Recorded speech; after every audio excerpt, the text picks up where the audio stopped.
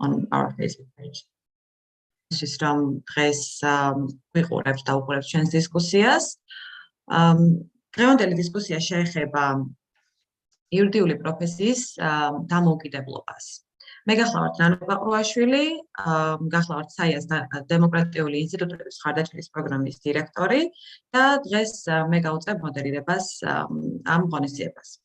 ჩვენ ასევე მინდა მოკლედ გაგაცნოთ ჩვენი სტუმრები, რომლებიც სპიკერები არიან და იქნებიან მოგაწოდებენ ინფორმაციას და იქნება ძალიან საინტერესო მოხსენებები ამ თემასთან დაკავშირებით. ეს გახლავთ ქალბატონი ნინო ბაქაქური, რომელიც გახლავთ საქართველოს უზენაესი სასამართლოს მოსამართლე, ზარა იკვალი, რომელიც არის ადვოკატი საერთაშორისო ასოციაციის ადამიანის უფლებათა ინსტიტუტის პროგრამის იურისტი. ბატონი მირიან მეგრელიშვილი, პროკურორი და საქართველოს გენერალური პროკურატურის პროფესიული განვითარების ცენტრის უფროსი და ლოლა კურკუმული, საქართველოს ადვოკატთა ასოციაციის წევრი. ასევე ჩვენ გვესწრება ჯულინი ელენი, რომელიც გახლავთ ჰოლანდიის საელჩოს საქართველოში ელჩის მეორე მდივანი. სანამ გადავცემ სიტყვას, მისასალმების სიტყვას, მანამდე მინდა მოკლედ გავაკეთო შესავალი დღევანდელ მნიშვნელოვან დისკუსიასთან დაკავშირებით. ჩვენ დიდი ხანია ასეთი ღონისძიების ჩატარებას ვფიქრობთ, განსაკუთრებით, როდესაც საქართველოში და არა მარტო საქართველოში ძალიან ბევრი ევროპული ქვეყანა და სხვადასხვა ჩვენი სხვა პარტნიორები დღეს და საერთაშორისო დებრძვიან სწორედ იურიდიული პროფესიის დამოუკიდებლობასთან ასოცირებულ გამოწვევებს. დღეს საქართველოში გვაქვს ძალიან ბევრი გამოწვევა, განსაკუთრებით მართლმსაჯულების მიმართულებით და საია საკმაოდ ხმამაღლა საუბრობს ამ თემებზე და ჩვენ ყოველთვის ვადვოკატირებთ ჩვენს პარტნიორებთან იმასთან დაკავშირებით, რომ იურიდიული პროფესიის დამოუკიდებლობა არის გამჭვირვალობა და ასევე ანგარიშვალდებულება არის ძალიან მნიშვნელოვანი დღეს ქვეყნის აღმშენებლობისთვის და დემოკრატიისთვის.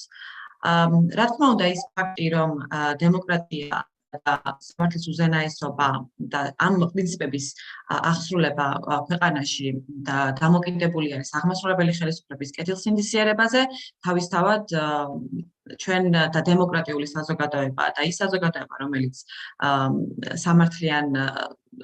სასამართლოს ავტონომიას უჭერს მხარს და ასე შემდეგ, ვერ იქნება სრულიად დამოკიდებული აღმასრულებელი ხელისუფლების კეთილგანწყობაზე. სწორედ ამიტომ არის მნიშვნელოვანი, რომ უზრუნველყოს ქვეყანა იურიდიული პროფესიის დამოუკიდებლობა და შეგახსენებთ, რომ იურიდიული პროფესია არ მოიცავს მხოლოდ ადვოკატებს, ეს ფარავს პროკურორებსაც, მოსამართლეებსაც, ანუ ადამიანებს, რომლებიც უნდა იდგნენ და დგანან კიდეც ადამიანის უფლებათა დაცვის სადარაჯოზე. დღეს სწორედ ამ თემებზე ვისაუბრებთ ჩვენ სტუმრებთან ერთად და სანამ დავიწყებდეთ და უშუალოდ ამ თემების განხილვაზე გადავიდოდეთ, მინდა სიტყვა დაუთმო ჟული ნიელენს, რომელიც მცირე მის სამოქმედო სიტყვას იღებს. მადლობა.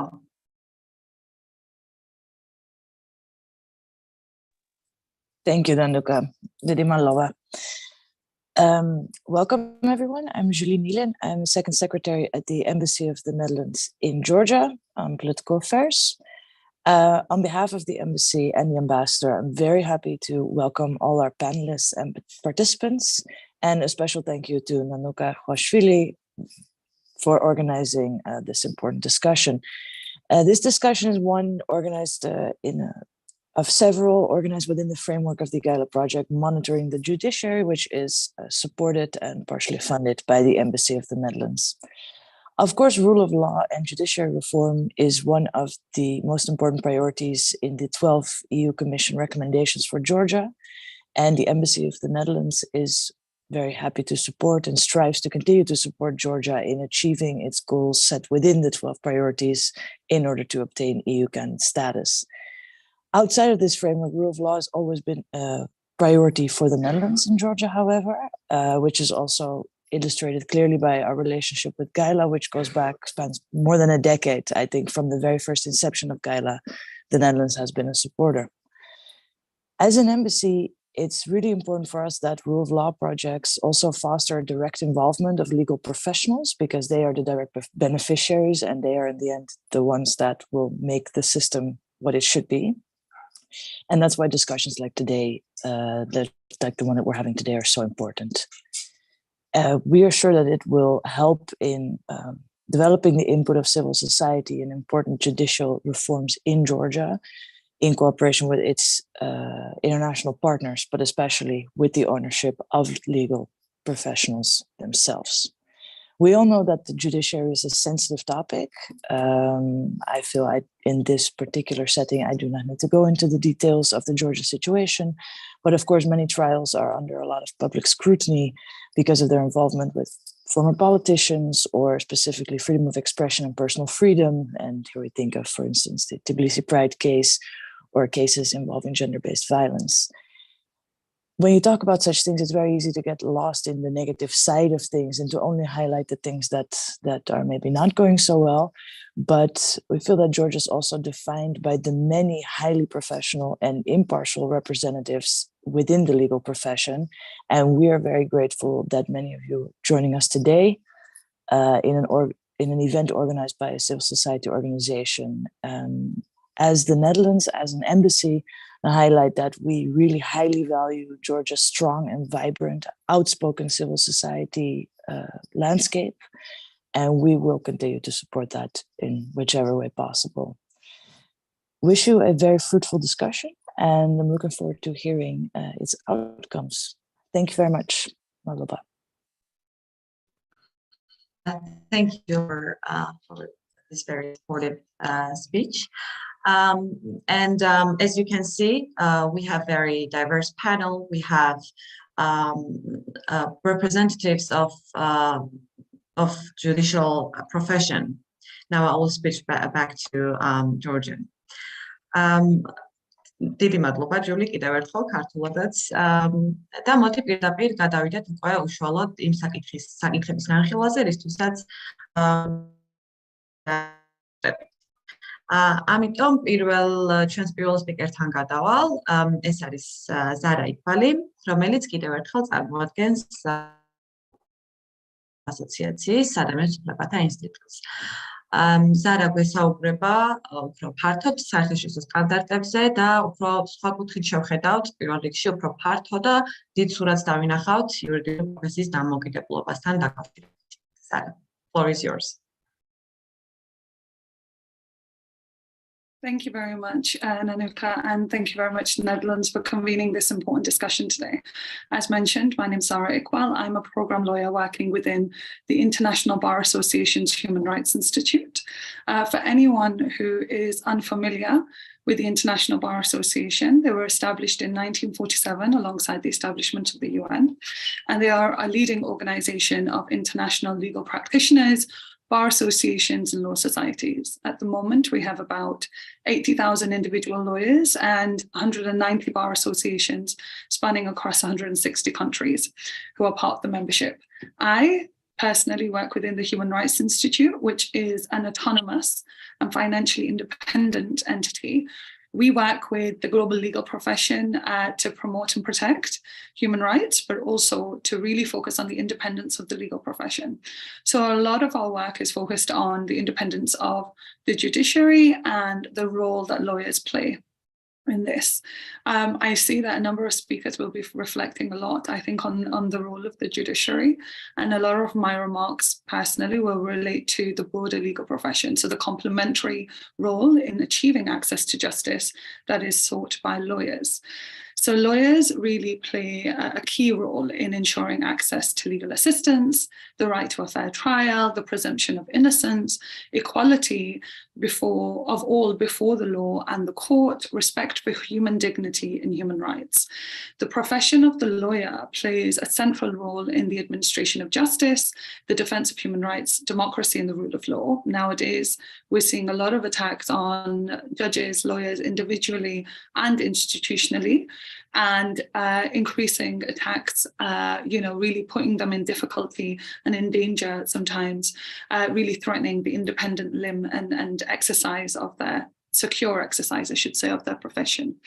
So accounting for today's sort of unique discussion focused on the rule of law and the independence of the professions, particularly, this unique opportunity provided by Georgia's path to sort of EU membership.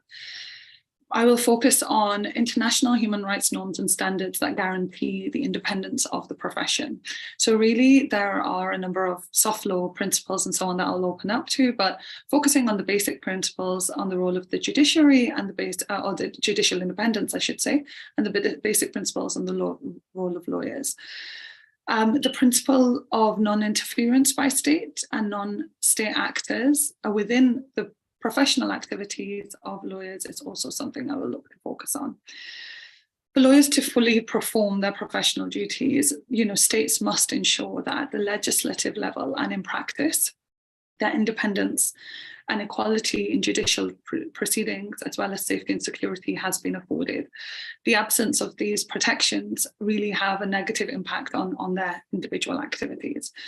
As I mentioned, within the Human Rights Institute, we've been working on this issue for over 20 years, with the primary focus being on the independence of the profession. And we've developed a number of judicial trainings and lawyers trainings focused on standards and norms to enhance their protection. Some of the things that we've focused on, or the objectives, I should say, within these trainings has really been to provide guidance on the international and regional legal regimes that protect the exercise and functions, to provide guidance about prevention of any such attacks, so looking at the kinds of risk assessment and risk management that need to be put in place, and providing access to protection mechanisms at the regional and international level, very much looking at our expertise as an international legal professional organisation. In the time that I have, I'm quickly going to go over the rights and guarantees protecting legal professionals at the international level. Firstly, I want to very much focus on the special protection, as we call it, that has been afforded to legal professionals.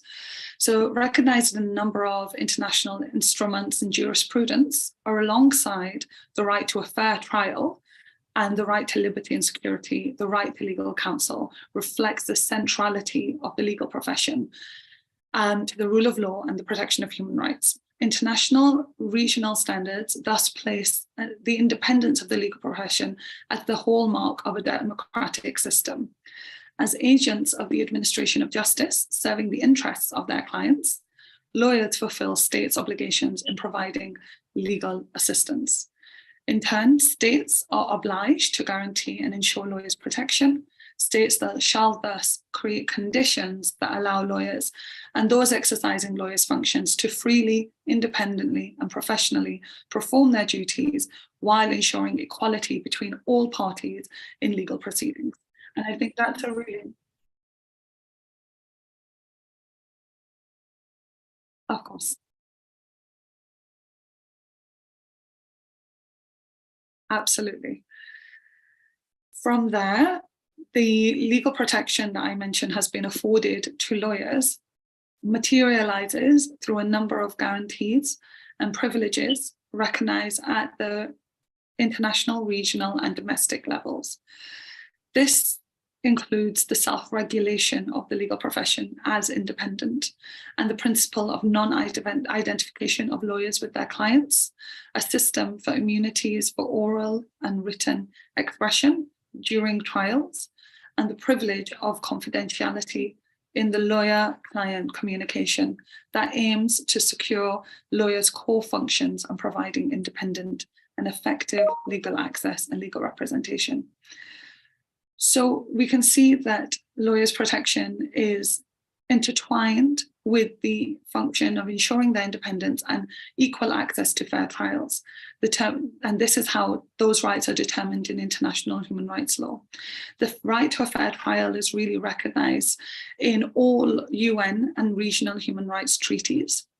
And the principle of independence of judiciary and prosecution services still constitute the main legal basis to lawyers' protection.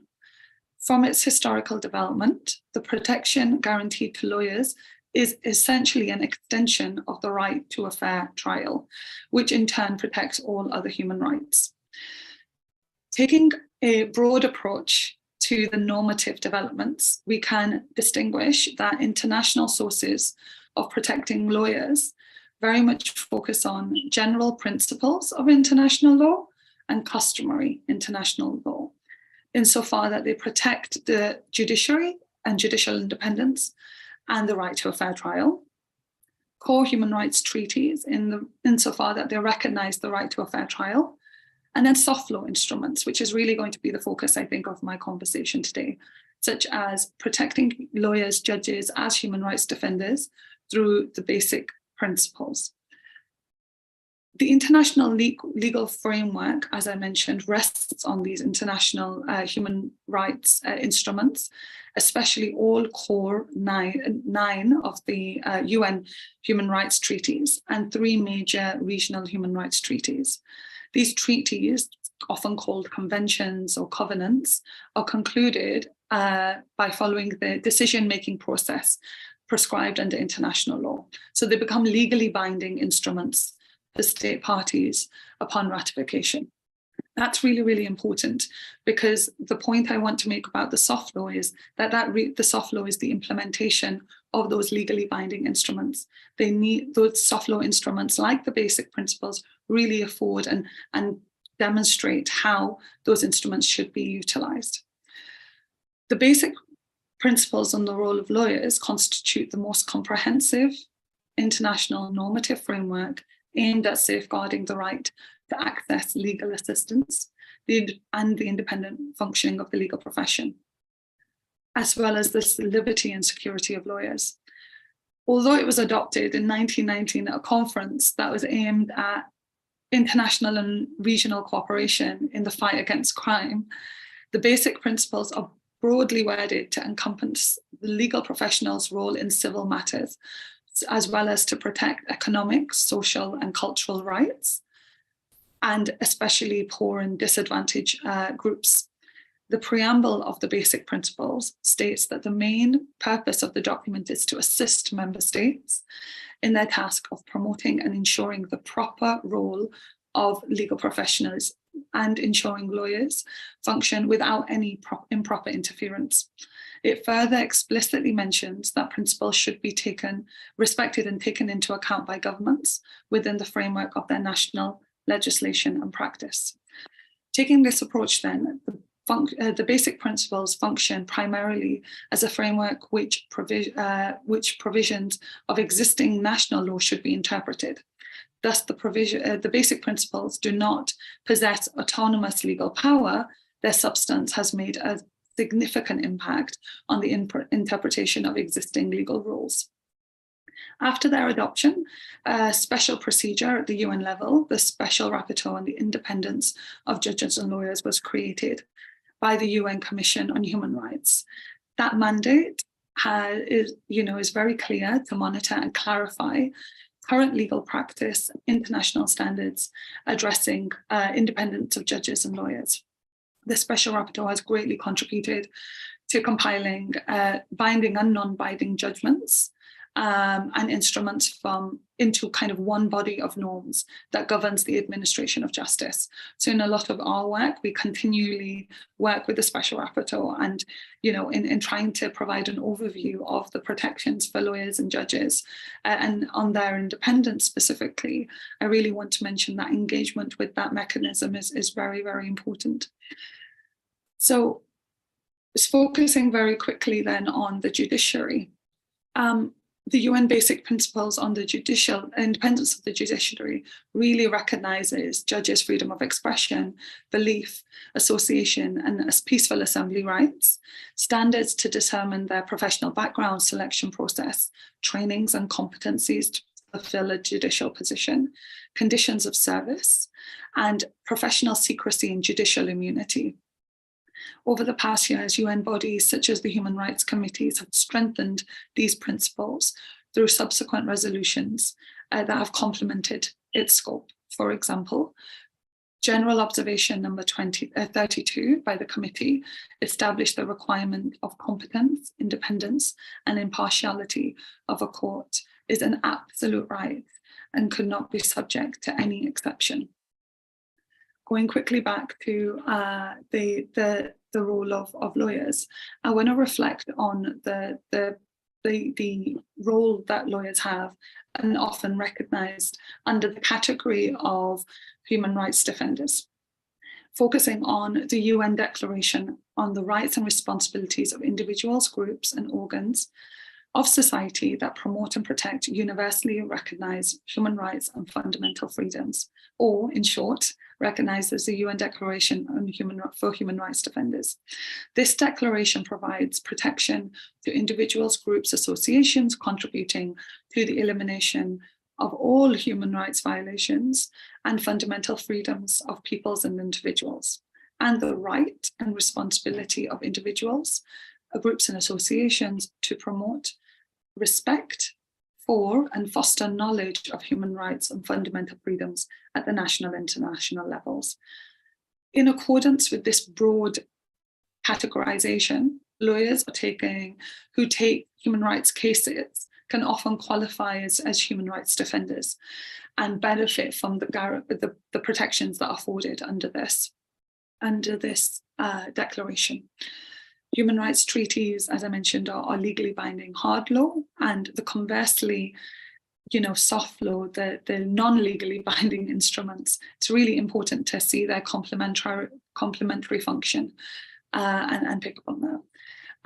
I think I'll stop there when it comes to the basic principles, but if anyone is interested in knowing more about this topic, obviously I've given you a very broad overview, but if you'd like to know a bit more about this topic, the functioning and independence of judges or lawyers, we're very happy to discuss that. We have a lawyers at risk toolkit that's available as well online that essentially really looks at providing and focus on the functions of lawyers and providing support to lawyers, including how to undertake risk assessments and work with other organizations as well.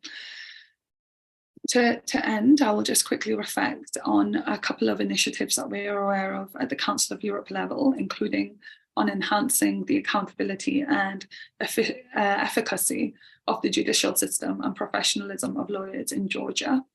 We are supporting at the moment a Council of Europe initiative, which was led by the Legal Cooperation Committee, looking into the adequate level of protection for lawyers when exercising their profession.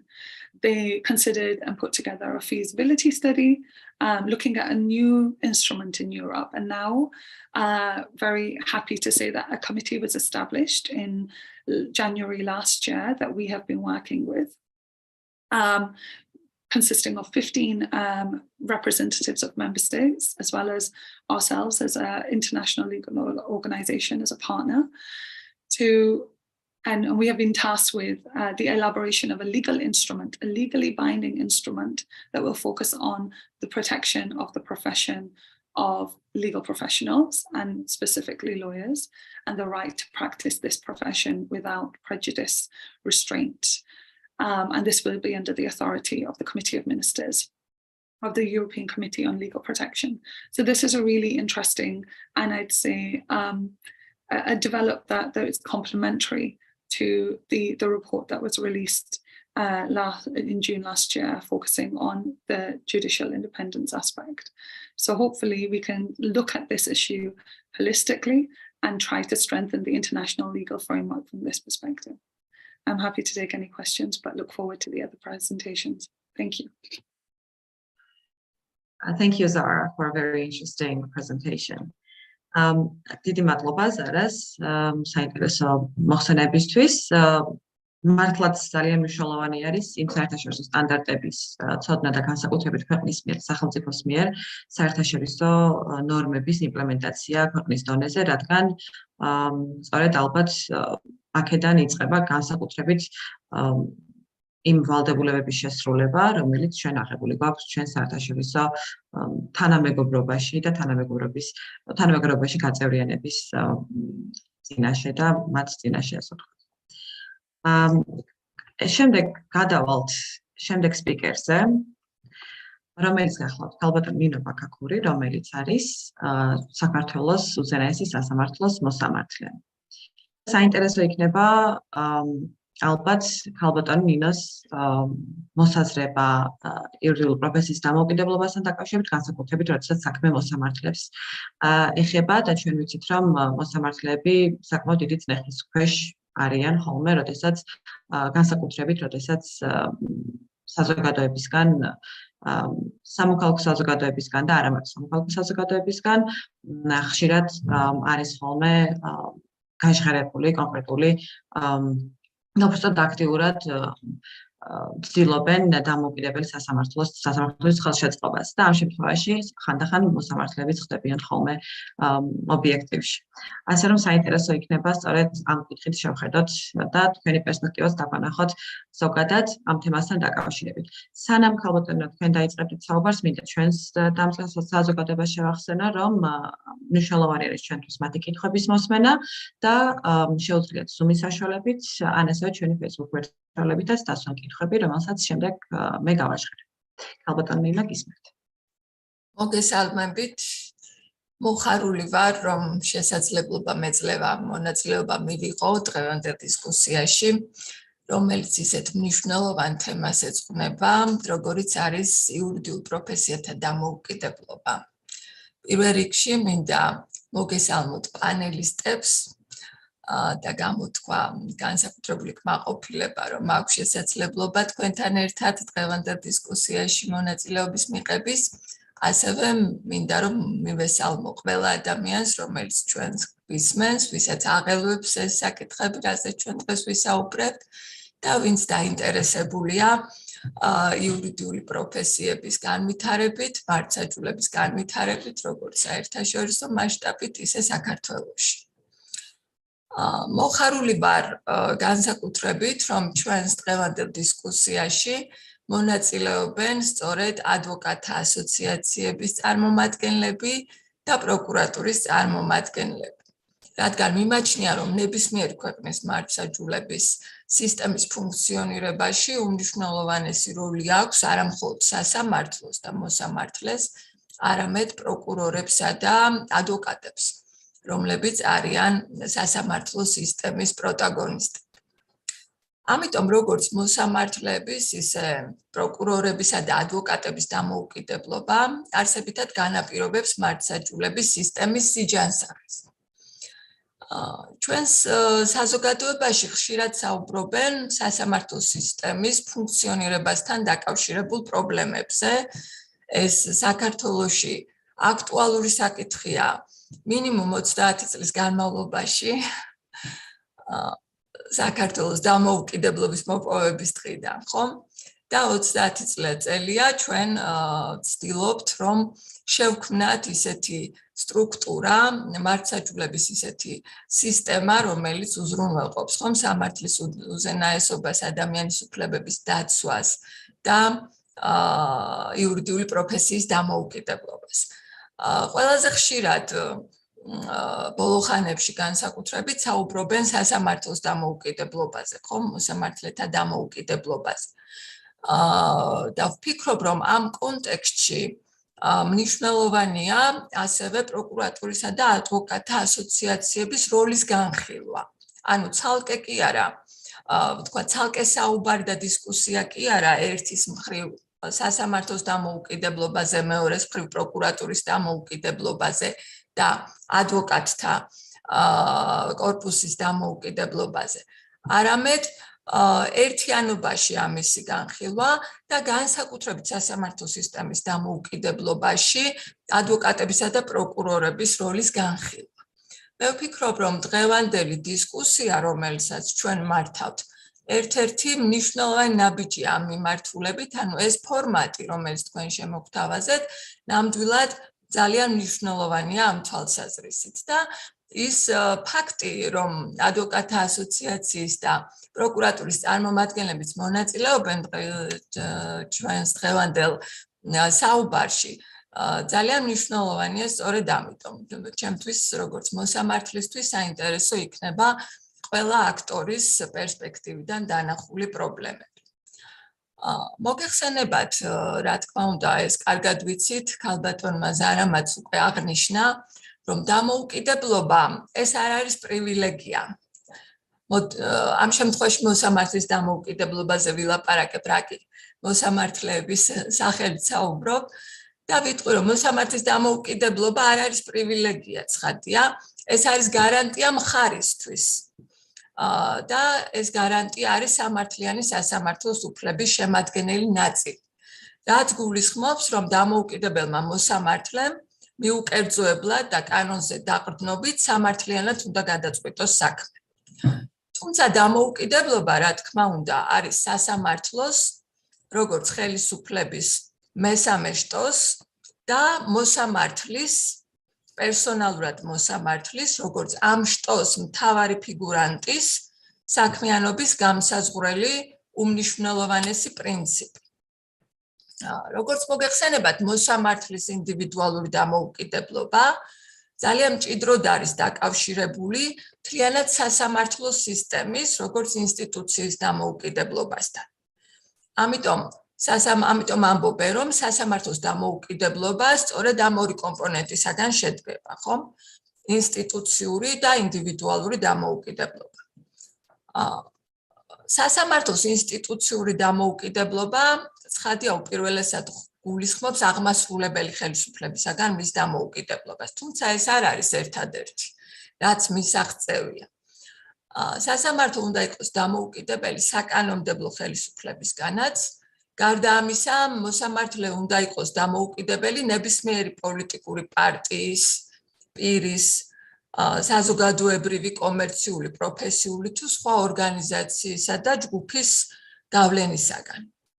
ათწლეულების მანძილზე საქართველოს სასამართლო ძალიან რთული გზა განვლო ინსტიტუციური დამოუკიდებლობის მისაღწევად, რომელიც შედგება თავის მხრივ საკანონმდებლო, ფუნქციური და ფინანსური დამოუკიდებლობისაგან. თითოეულ საკითხზე ახლა მე დროის სიმცირის გამო არ შევჩერდები, თუმცა მოკლედ შეიძლება ვთქვათ ესეთი რაღაცა, რომ აუცილებელია, ანუ სასამართლოს დამოუკიდებლობა აუცილებელია უზრუნველყოფილი იყოს განსაკუთრებით შემდეგ საკითხებთან მიმართებაში, რომელიც მოსამართლეს თითოეულ მოსამართლეს ეხება. ეს არის შერჩევის პროცესი, როგორ შეირჩევიან მოსამართლეები, ეს არის უფლებამოსილების ვადა, რომელიც საქართველოში დღემდე მნიშვნელოვანი დისკუსიის თემაა, მიუხედავად იმისა, რომ კონსტიტუციაში უკვე ჩაიწერა უბადოობა, ხო, როგორც მოსამართლის დამოუკიდებლობის ერთ-ერთი გარანტია, მაგრამ ამას ძალიან ბევრი პრობლემა უკავშირდება, მათ შორის სხვადასხვაგვარ მდგომარეობაში მოსამართლეების ყოფნა, ზოგს აქვს ეს გარანტია, ზოგს არ აქვს და რამდენად კონსტიტუციურად სწორია ეს.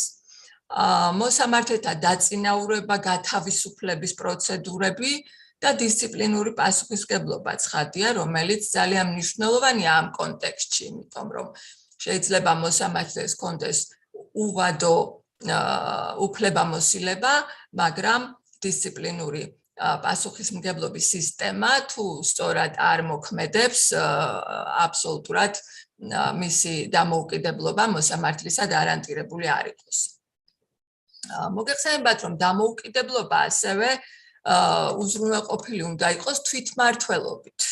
მნიშვნელოვანია, რომ სასამართლო იყოს ჩართული უშუალოდ ყველა იმ გადაწყვეტილების მიღებაში, რომელიც ზეგავლენას ახდენს მის საქმიანობას. რაც არის სასამართლოთა ორგანიზაცია, პროცედურები, ბიუჯეტი, მატერიალურ-ტექნიკური აღჭურვა. შეიძლება დღევანდელი გადმოსახედიდან ეს უკანასკნელი საკითხები ისეთი მნიშვნელოვანი აღარ მოგვეჩვენოს, იმიტომ რომ მოგეხსენებათ, რომ დღეს როგორც საკანონმდებლო დონეზე, ისე პრაქტიკულად ეს უზრუნველყოფილია, მაგრამ გემახსოვრებათ ყველას, რომ არც თუ ისე დიდი ხნის წინ ეს საკითხებიც იყო საკმაოდ პრობლემატური ქართული მართლმსაჯულების, თქვათ, განვითარების სხვადასხვა ეტაპზე, ხომ? თუმცა ასევე აქ მნიშვნელოვანია ითქვას, რომ მოსამართლეთა თვითმმართველობის შექმნის სისტემის ერთ-ერთი მნიშვნელოვანი პირმშო იყო იუსტიციის საბჭოები, ხომ? რომლებიც არსებობს დღეს მაგალითად ევროპის საბჭოს წევრ მრავალ ქვეყანაში.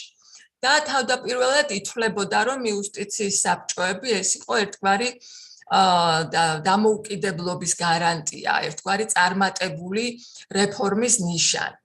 თუმცა ბოლო წლებში განსაკუთრებით გაიზარდა დისკუსიები იუსტიციის საბჭოს როლთან, მის უფლებამოსილებებთან, შემადგენლობასა და საქმიანობის ეფექტურობასთან დაკავშირებით.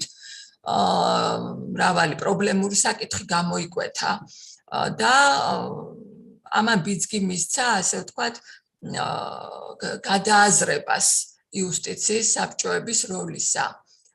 დღეს მინიმუმ ევროპის საბჭოს სხვადასხვა ორგანოების კონტექსტში.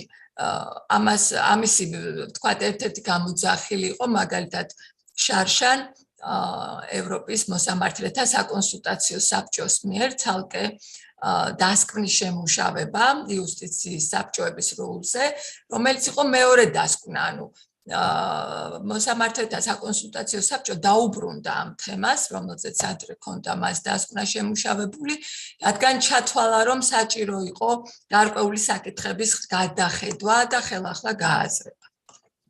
თუმცა ერთ-ერთი ძალიან მნიშვნელოვანი საკითხი, რომელიც აუცილებლად უნდა მხედველობაში მივიღოთ, როდესაც ჩვენ ვსაუბრობთ სასამართლოს დამოუკიდებლობაზე და ზოგადად იურიდიულ პროფესიათა დამოუკიდებლობაზე ამა თუ იმ ქვეყანაში, ეს არის კულტურის ფაქტორი. ანუ არის თუ არა საზოგადოებაში, ამა თუ იმ საზოგადოებაში სასამართლოს დამოუკიდებლობის კულტურა, ტრადიციულად, ისტორიულად.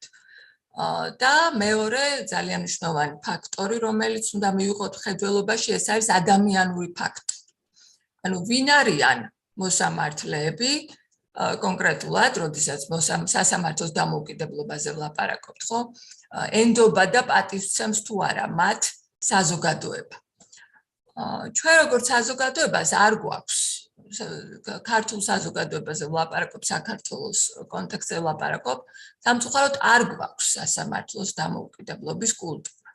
ჩვენ საერთოდ გვიჭირს სასამართლოს ხელისუფლების დამოუკიდებელ შტოდ აღქმა და მოსამართლეების როგორც აი ამ ხელისუფლების დამოუკიდებელი შტოს წარმომადგენლების აღქმა. ეს ამას ქონდა, რა თქმა უნდა, ისტორიული კონტექსტი, იმიტომ რომ ჩვენ ქონდა ორსაუკუნოვანი წყვეტა ჩვენ სახელმწიფოებრიობასთან, მას შემდეგ რაც მე-19 საუკუნის დასაწყისში, მე-18-ის ბოლოს და მე-19-ის დასაწყისში ქართული სამეფო სამთავროები რუსეთის იმპერიამ დაიპყრო, ხოლო მე-20 საუკუნეში ქონდა მხოლოდ 3 წლიანი დამოუკიდებლობა, ხო, რაც არ იყო საკმარისი იმისათვის, რომ ჩვენ მოგვესწრო სასამართლო სისტემის ჩამოყალიბება და შემდეგ 70 წელი საბჭოთა კავშირში გავატარეთ, სადაც ყველამ კარგად ვიცით, რომ სასამართლო სისტემა, საბჭოთა სასამართლო არასოდეს ყოფილა დამოუკიდებელი. აქედან გამომდინარე, უახლოესი ისტორიის მანძილზე ჩვენ არ ქონდა ამისი შესაძლებლობა, რომ ეს კულტურა ჩამოგვეყალიბებინა, ხოლო ახალი ქართული სახელმწიფო შექმნის დროიდან გავიდა 30 წელი, რაც საკმარისი დროა იმისთვის, რომ ჩვენ შეგვექმნა ეს კულტურა, მაგრამ ეს 30 წელი საკმაოდ მძიმე აღმოჩნდა, ხო, საკმაოდ პრობლემებით სავსე აღმოჩნდა სასამართლოს და ზოგადად იურიდიული პროფესიის დამოუკიდებლობის შექმნის გზაზე. თუმცა, რა თქმა უნდა, ამ მხრივ გვაქვს მნიშვნელოვანი მიღწევები და მნიშვნელოვანი პროგრესი, მაგრამ რეალურად როგორც ჩვენ წარმოგვედგინა და როგორც ჩვენ გვინდა რომ ის იყოს უკვე განხორციელებული, ამ თვალსაზრისით ჩვენ დღესაც ბევრი პრობლემა გვაქვს. მაგრამ ეს არ არის მხოლოდ საქართველოს პრობლემა. 2017 წელს მაგალითად ევროპის საბჭომ ჩაატარა სოფიაში დიდი კონფერენცია, რომელიც ზუსტად ამას მიუძღვნა. ამ კონფერენციას ესწრებოდნენ იუსტიციის მინისტრები, ევროპის საბჭოს წევრი ქვეყნებიდან, უზენაესი სასამართლოს თავმჯდომარეები და იუსტიციის საბჭოების ხელმძღვანელები. და სწორედ ამაზე იყო საუბარი, ანუ დამოუკიდებლობის გარანტიებზე და იქ ძალიან ბევრჯერ ითქვა ეს, რომ მაგალითად ცენტრალური და აღმოსავლეთ ევროპის ქვეყნების უმეტეს ნაწილში ბევრად უფრო კარგი კანონმდებლობა არსებობს, ბევრად უკეთესი საკანონმდებლო გარანტიები არსებობს, ვიდრე დასავლეთ ევროპაში. მაგრამ ეს გარანტიები, ეს საკანონმდებლო სისტემები არ მუშაობს პრაქტიკაში, სწორედ იმის გამო, რომ არ არსებობს სასამართლოს დამოუკიდებლობის კულტურა. და ეს იყო სწორედ ფართო განხილვის საგანი ამ კონფერენციაზე, როგორ შეიძლება, რომ აი ამ პრობლემას მოევლოს. როგორც გითხარით, მეორე ძალიან მნიშვნელოვანი ფაქტორი არის ადამიანური ფაქტორი. ვის ვირჩევთ მოსამართლედ, ხო? თუ მოსამართლე შინაგანად თავისუფალი არ არის, დედამიწის ზურგზე ვერანაირი გარანტია მას ვერ გაათავისუფლებს. არ არსებობს ნაწილობრივი თავისუფლება, ან ნაწილობრივი დამოუკიდებლობა, როგორც ეს თქვა ამერიკის შეერთებული შტატების მოსამართლე ქალბატონმა გინზბურგმა. გარანტიები ზოგადად საკანონმდებლო სჭირდებათ სწორედ თავისუფალ და კეთილსინდისიერ მოსამართლეებს. სწორედ ამით გაიზომება რეალობაში როგორც სისტემური, ისე ინდივიდუალური დამოუკიდებლობა. მაგრამ რა სჭირდება ზოგადად სასამართლოს და მოსამართლეს იმისათვის, რომ მას კონდეს დამოუკიდებლობა. ამ გარანტიის რეალური პრაქტიკული მოქმედებისათვის მნიშვნელოვანია, რომ საზოგადოება ენდობოდეს სასამართლოს, ხო? და ენდობოდეს მოსამართლეს. ნახეთ, ძალიან რთულია ინდივიდუალური მოსამართლის ბედი ისეთ საზოგადოებაში, სადაც არ არსებობს სასამართლოსადმი, როგორც სისტემისადმი ნდობა.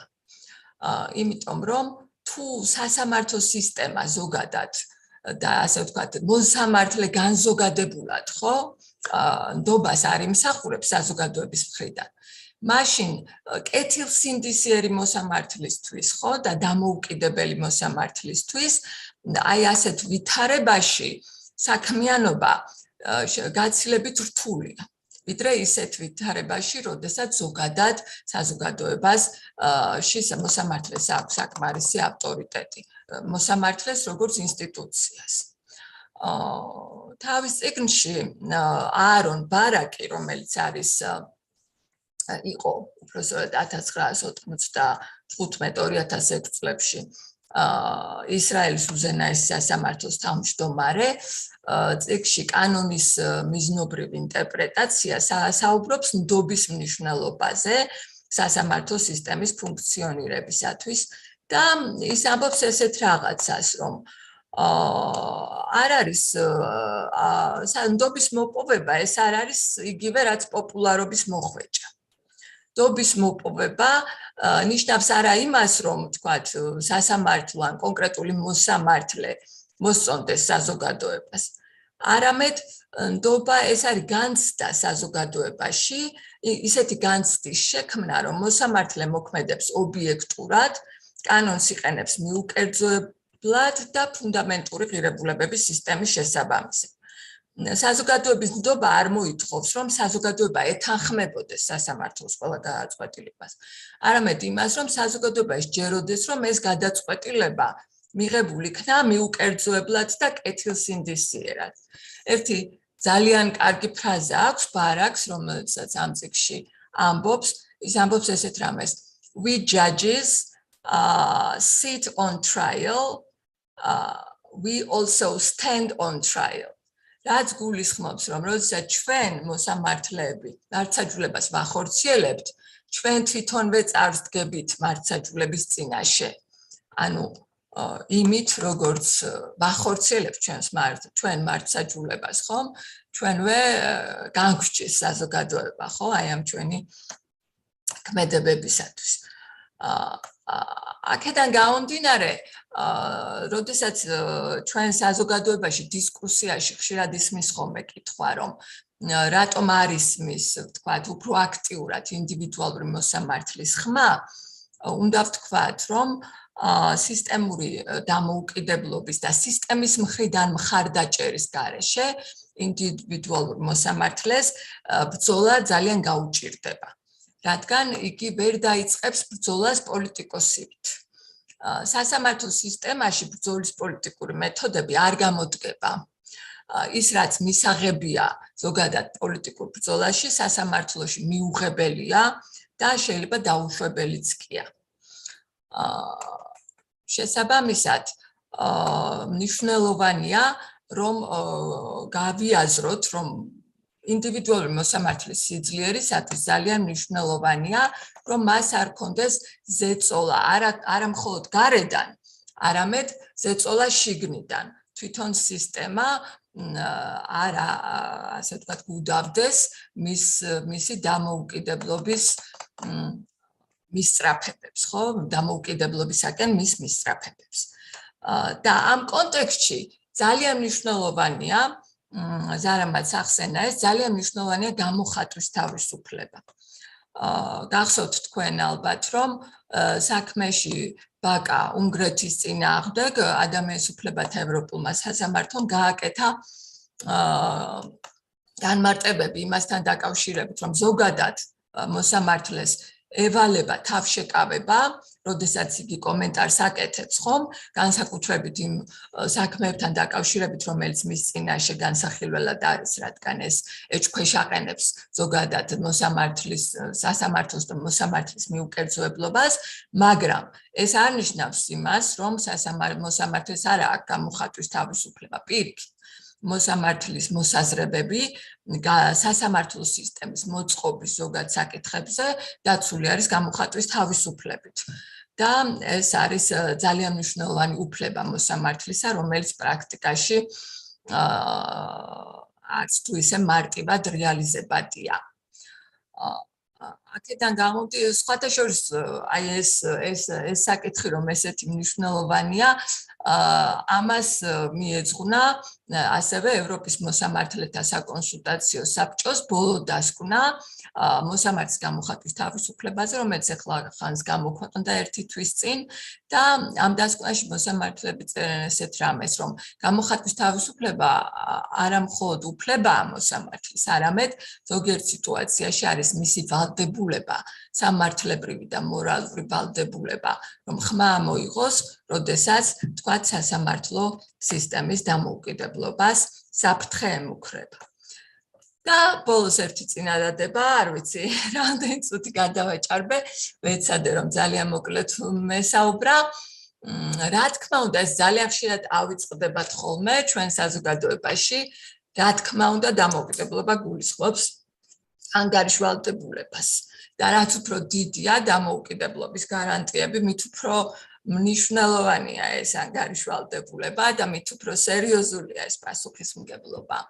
და ნებისმიერმა აქტორმა, მათ შორის რა თქმა უნდა მოსამართლემ, სასამართლო სისტემამ და იურიდიული პროფესიის სხვა წარმომადგენლებმა უნდა გაიაზრონ ის საკითხი, რომ და მათი დამოუკიდებლობა სწორედ გულისხმობს მათ მაღალ ანგარიშვალდებულებას საზოგადოების წინაშე და თავიანთი ქმედებებით, თავიანთი საქმიანობის გამჭვირვალობით ხელი შეუწყონ აი ამ ანგარიშვალდებულების პრაქტიკაში განხორციელებას. ასეთ შემთხვევაში სასამართლო მიიღებს ნაკლებ კრიტიკას საზოგადოებისგან და მოიპოვებს მეტ ნდობას, თუ იგი გააცნობიერებს, რომ არის ანგარიშვალდებული. ეს იყო რაც მინდოდა მოკლედ მეთქვა, არ ვიცი, რამდენად ჩავატია ყველაფერი, მაგრამ მზად ვარ შეკითხვებისთვის და დისკუსიისთვის. დიდი მადლობა ქალბატონ მინო, საკმაოდ საინტერესო მოხსენებისთვის. ძალიან კარგად აღნიშნეთ თქვენს და ზარამაც, რომ დამოუკიდებლობა პრივილეგია ნამდვილად არ არის და პირიქით ის უნდა იყოს გამოყენებული ნამდვილად და ზუსტად დამოუკიდებელი მოსამართლეების მიერ ეს უნდა იყოს გარანტიები ხელმისაწვდომი უნდა იყოს სწორედ მათთვის, რათა მათ უფრო უკეთ შეძლონ ეს ადამიანის უფლებების დაცვა და უფრო მიუკერძოებლად და თავისუფლად მუშაობა თავის სფეროში. და ვფიქრობთ, რომ ყოველ შემთხვევაში საიაში ასე ვფიქრობთ, რომ ეს ნამდვილად ქვაკუთხედი არის სასამართლო ავტონომიის, როდესაც საქმე ეხება სწორედ ხალხის ნდობა სასამართლოს მიმართ. და ხალხის ნდობა რა თქმა უნდა უფრო მეტად იზრდება, რაც უფრო მეტად მიუკერძებლა დამოუკიდებელი არის სასამართლოც. სწორედ სხვათა შორის ამაზე შემოვიდა ძალიან ბევრი კითხვა და როდესაც კითხვა-პასუხის რეჟიმში გადავალთ, საინტერესო იქნება ჩვენი სპიკერების მოსაზრებაც ამასთან დაკავშირებით.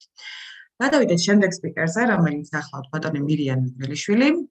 კიდევ შეგახსენებთ, რომ ის გახლავთ პროკურორი და საქართველოს გენერალური პროკურატურის პროფესიული განვითარების ცენტრის უფროსი. გისმენთ. სალამ, მშვიდობისა, მოგესალმებით. ძალიან მიხარია დღევანდელ დისკუსიაში მონაწილეობა. მოგესალმები პატივისცემით ჩემს კოლეგებს. და სიამოვნებით ვიღებ მონაწილეობას ისევე როგორც საიას ნებისმიერ ღონისძიებაში, რომელშიც მონაწილეობის შესაძლებლობაც მეძლევა. მადლობა ძალიან საინტერესო მოხსენებისთვის ქალბატონ ზარას და ქალბატონ ნინოს. და კიდევ ერთხელ დავწმუნდი, რომ რამდენად მსგავსი მიდგომები, მსგავსი გამოწვევები და მსგავსი გადაჭრის მექანიზმები მოსამართლეთა დამოუკიდებლობის და პროკურორთა დამოუკიდებლობის მიმართებით, იმიტომ რომ ძალიან ბევრი საკითხი რაც მონიშნული მქონდა, რომ ყურადღება გავემახვილებინა, უკვე გაჟღერდა ქალბატონ ნინოს სიტყვაში. გამოწვევები რა თქმა უნდა მსგავსია, თუმცა გარკვეულწილად არსებობს უკაცრავად განსხვავებებიც ამ მიმართულებით და მოგახსენებთ რამოდენიმე სიტყვას პროკურორთა დამოუკიდებლობის ნაწილში ვეცდები რომ დიდად არ გადავაჭარბოთ ჩემთვის გამოყოფილ დროის ლიმიტს. გასაკვირველია ვეთანხმები კოლეგებს, რომ ძალიან მნიშვნელოვანი საკითხია იურიდიულ პროფესიათა დამოუკიდებლობა და მნიშვნელოვანი საკითხი იქნება ყოველთვის, ყოველ შემთხვევაში მანამდე სანამ ეს იურიდიული პროფესიები იარსებებს, შეიძლება აცილებლების შემდეგ ჩაანაცვლოს ხელოვნურმა ინტელექტმა და არც ალბათ გასაკვირი არ იქნება, რომ ხელოვნურმა ინტელექტმა მოახერხოს ნორმის სუბსუმცია და სასჯელის დანიშვნა, თუმცა სანამ ეს პროფესიები იარსებებს, როგორც ვიქრეთ, დამოუკიდებლობის საკითხი იდგება მუდამ.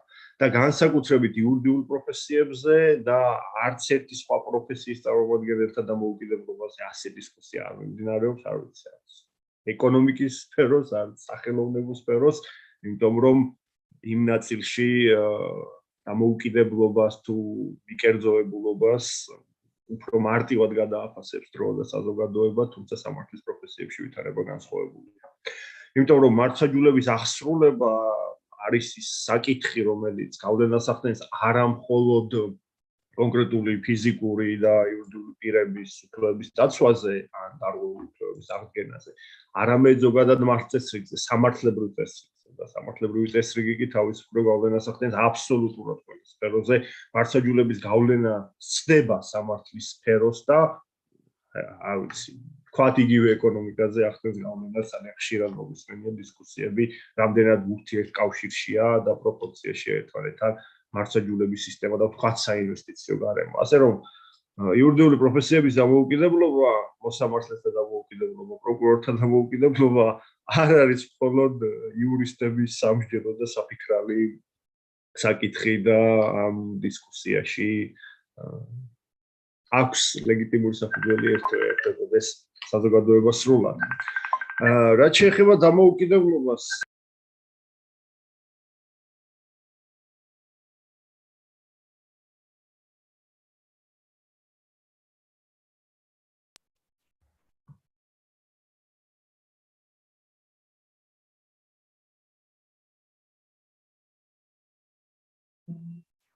გონი თქვენი ხმა აღარ გვესმის ბატონო მირიან. მოდის გიხდით შემომავალმა სხვა ზარმა გაწყვეტა გამოვიწყდა სხვა აპლიკაციების გამორთვა აღარ განმეორდება. ახლა ხომ ისმის ჩემი ხმა? კარგი. ხო, როგორც თქვით, დამოუკიდებლობა, ანუ ის კომპონენტი, რომ იურიდიული პროფესიის წარმომადგენელი არ უნდა ექცეოდეს მისი გავლენის ქვეშ და ამით საფრთხე არ უნდა ექმნებოდეს მის ნეიტრალიტეტს და მიუკერძოებლობას, არის ძალიან მნიშვნელოვანი საკითხი სწორედ ჩვენი პროფესიების მნიშვნელობიდან გამომდინარე. ამ შემთხვევაში პროკურატურაზე ვიტყვი, პროკურატურის როლი რბილად რომ ვთქვათ, არ არის მცირე, თუნდაც მართლმსაჯულების პროცესში, მასწეს რიგის დაცვის სფეროში ასაკვლელი არ ვადარებ პროკურატურის როლს სასამართლოს როლთან მართლმსაჯულების ნაწილში და არც შინაგან საქმეთა სამინისტროს როლთან მასწეს რიგის დაცვის ნაწილში, მაგრამ ჩვენი როლი მეორე ხარისხოვანი ნამდვილად არა ბოლო დანაშაულის პრევენციასთან მიმართებით, თუმცა ეს ახლა არ არის ჩვენი საუბრის თემა. უბრალოდ იმის თქმა მინდოდა, რომ ის ვინც იღებს მნიშვნელოვან გადაწყვეტილებას მართლმსაჯულების სფეროში და აქვს პოლიტიკის განსაზღვრის მოსილება, გასაკვირი არ არის, რომ თეორიულად გარეშე ძალებს მასზე გავლენის მოხდენის სურვილი ჰქონდეს, თუნდაც ქვეცნობიერად. ამიტომ არის საჭირო ქმედითი ბერკეტები არა იმისთვის, რომ ვინმეს გავლენის მოხდენის სურვილი არ გაუჩნდეს, ეს ძნელი წარმოსადგენია და უტოპია, ცდუნება სულ იქნება პროფესიებზე გავლენის მოხდენისა. არამედ მნიშვნელოვანი არსებობდეს მნიშვნელოვანი ბერკეტები იმისა, რომ ეს გავლენა ვერ მოხდეს იურიდიულ პროფესიებზე. ძალიან საინტერესო დოკუმენტები, ხო, რაც თავარია ეს საკითხი მხოლოდ ქართულ რეალობაში არ არის განხილვადი, არამედ პროკურატურის თანამშრომელთა დამოუკიდებლობისა და მიუკერძოებლობის პრინციპი ეს საერთაშორისო დონეზე განხილვადი პრინციპებია. და ძალიან მნიშვნელოვანი საერთაშორისო დოკუმენტებიც გვაქვს, რომელიც ხალბატონმა ნინომ ახსენა. ჩვენთვისაც ძალიან მნიშვნელოვანი დოკუმენტია, იგივე ევროპის მოსამართლეთა საკონსულტაციო საბჭოს და არსებობს ევროპის პროკურორთა საკონსულტაციო საბჭო და ერთობლივი დოკუმენტებიც ამ ორი სტრუქტურის არსებობს და მათ შორის ვენეციის კომისიის დასკვნები, რომლებიც ეხება პროკურორთა დამოუკიდებლობის საკითხებს და მათ შორის კონკრეტულად ქართულ რეალობაში, ქართული კანონმდებლობის ანალიზით გაკეთებული ვენეციის კომისიას და სწორედ აი ამ დოკუმენტებზე დაყრდნობით გამოიკვეთება რამდენიმე საინტერესო მიმართულება, ისევე როგორც სასამართლოს ნაწილში.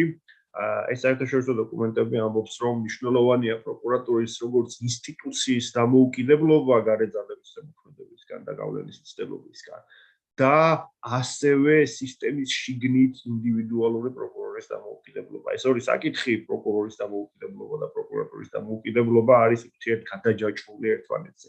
თუმცა კი იდენტური არ არის.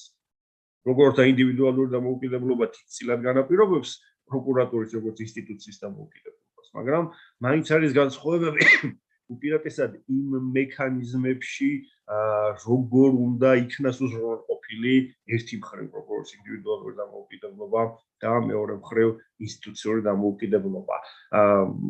მაგალითის სახით რომ ვთქვათ, როგორც მოიხსენებათ 2017 წლის საკონსტიტუციო ცვლილებებამდე პროკურატურა იყო იუსტიციის სამინისტროს შემადგენლობაში. იუსტიციის სამინისტროს საქვეუწყებო დაწესებულება იყო და შესაბამისად აღმასრულებელი ხელისუფლების ნაწილი. ზოგ ქვეყანაში სასამართლო ხელისუფლების ნაწილია და ეს არ არის უცხო პრაქტიკა.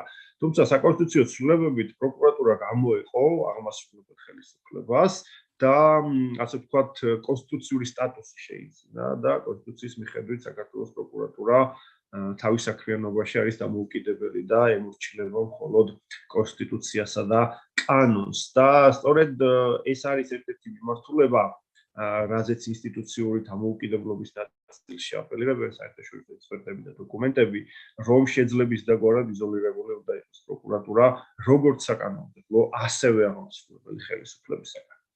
და იგივე საკითხი, რომელიც ხალბატონმა ახსენა, მოსამართლეთა თვითმმართველობის როლზე ანალოგიური საკითხი პროკურატურაშიც, პროკურორთა თვითმმართველობა და კოლეგიური ორგანოების როლის ზრდა.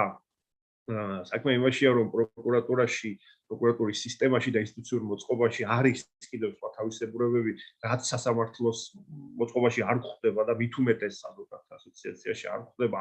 პროკურატურა საკმაოდ ცენტრალიზებული ორგანოა და ეს კანონის დონეზეა რეგლამენტირებული და იერარქიული ვერტიკალი საკმაოდ ძლიერია. სხვა თუ არაფერი კანონში პირდაპირ გვიწერია, რომ ზემოდან პროკურორის მითითება ქვემოდან პროკურორისათვის შესასრულებლად სავალდებულო ასაკურველია კანონის შესაბამის მითითებებზეა საუბარი. ვახსენე კოლეგიური ორგანოების მნიშვნელობა და აქაც შემიძლია ვთქვა, რომ 2017 წლიდან დღემდე პროკურატურაში კოლეგიური და საკონსულტაციო ორგანოების როგორც რაოდენობა, ასევე როლი იზრდება.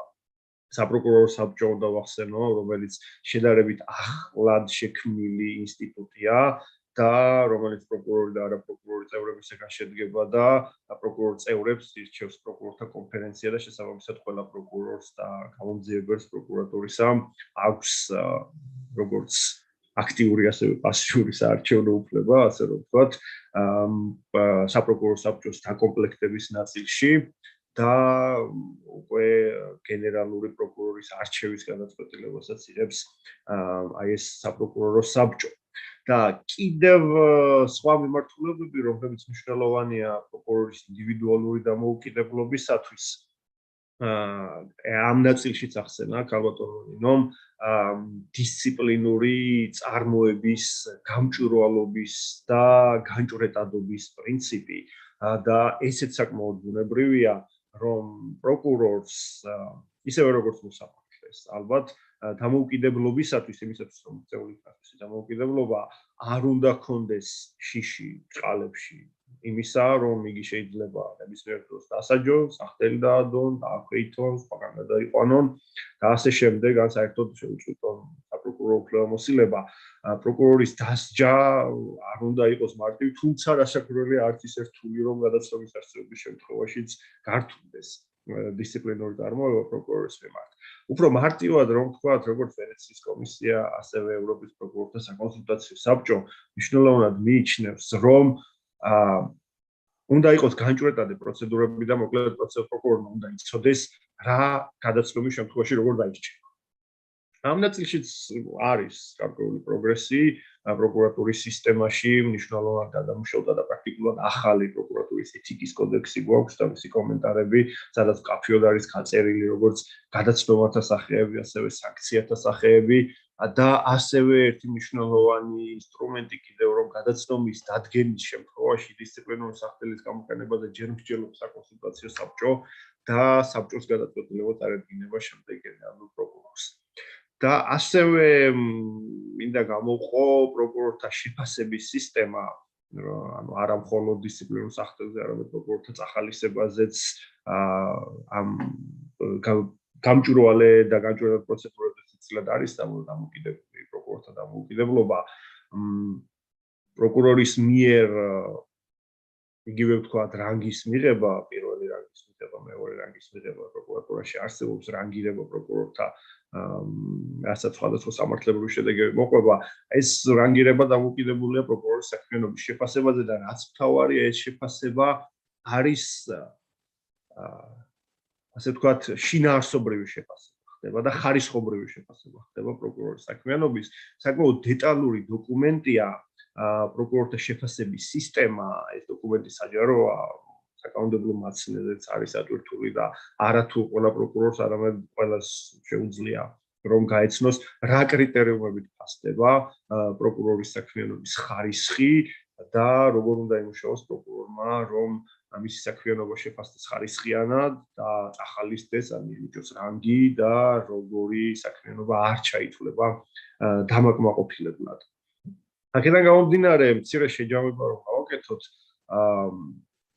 მოთხოვნა საერთაშორისო სტანდარტებისა პროკურატურის მიმართ არის პირველი ის, რომ პროკურატურა ინსტიტუციურად უნდა იყოს გამიჯნური სხვა შტოებისგან, უნდა იყოს ძლიერი კოლეგიური და საკონსულტაციო ორგანოები და დისციპლინური სახდელის და წახალისების პროცედურები უნდა იყოს მაქსიმალურად გამჭვირვალე და განჭვრეტადი ამავდროულად და კიდევ ერთი მნიშვნელოვანი კომპონენტი, რომელსაც კანონი ვერ ჩაგვიწერს, თუმცა ქალბატონმა უკვე ახსენა, არის სურვილი იმისა, რომ იყო დამოუკიდებელი.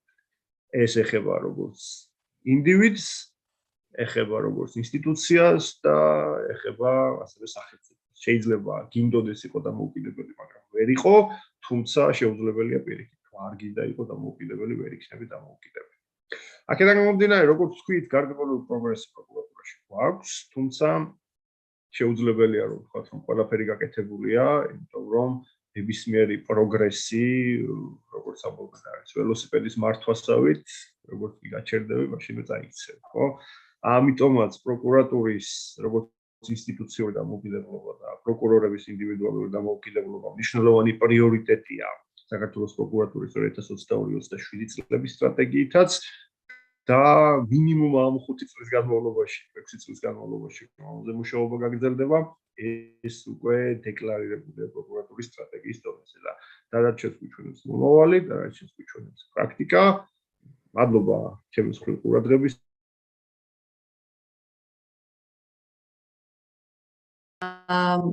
მადლობა ბატონო მირიან.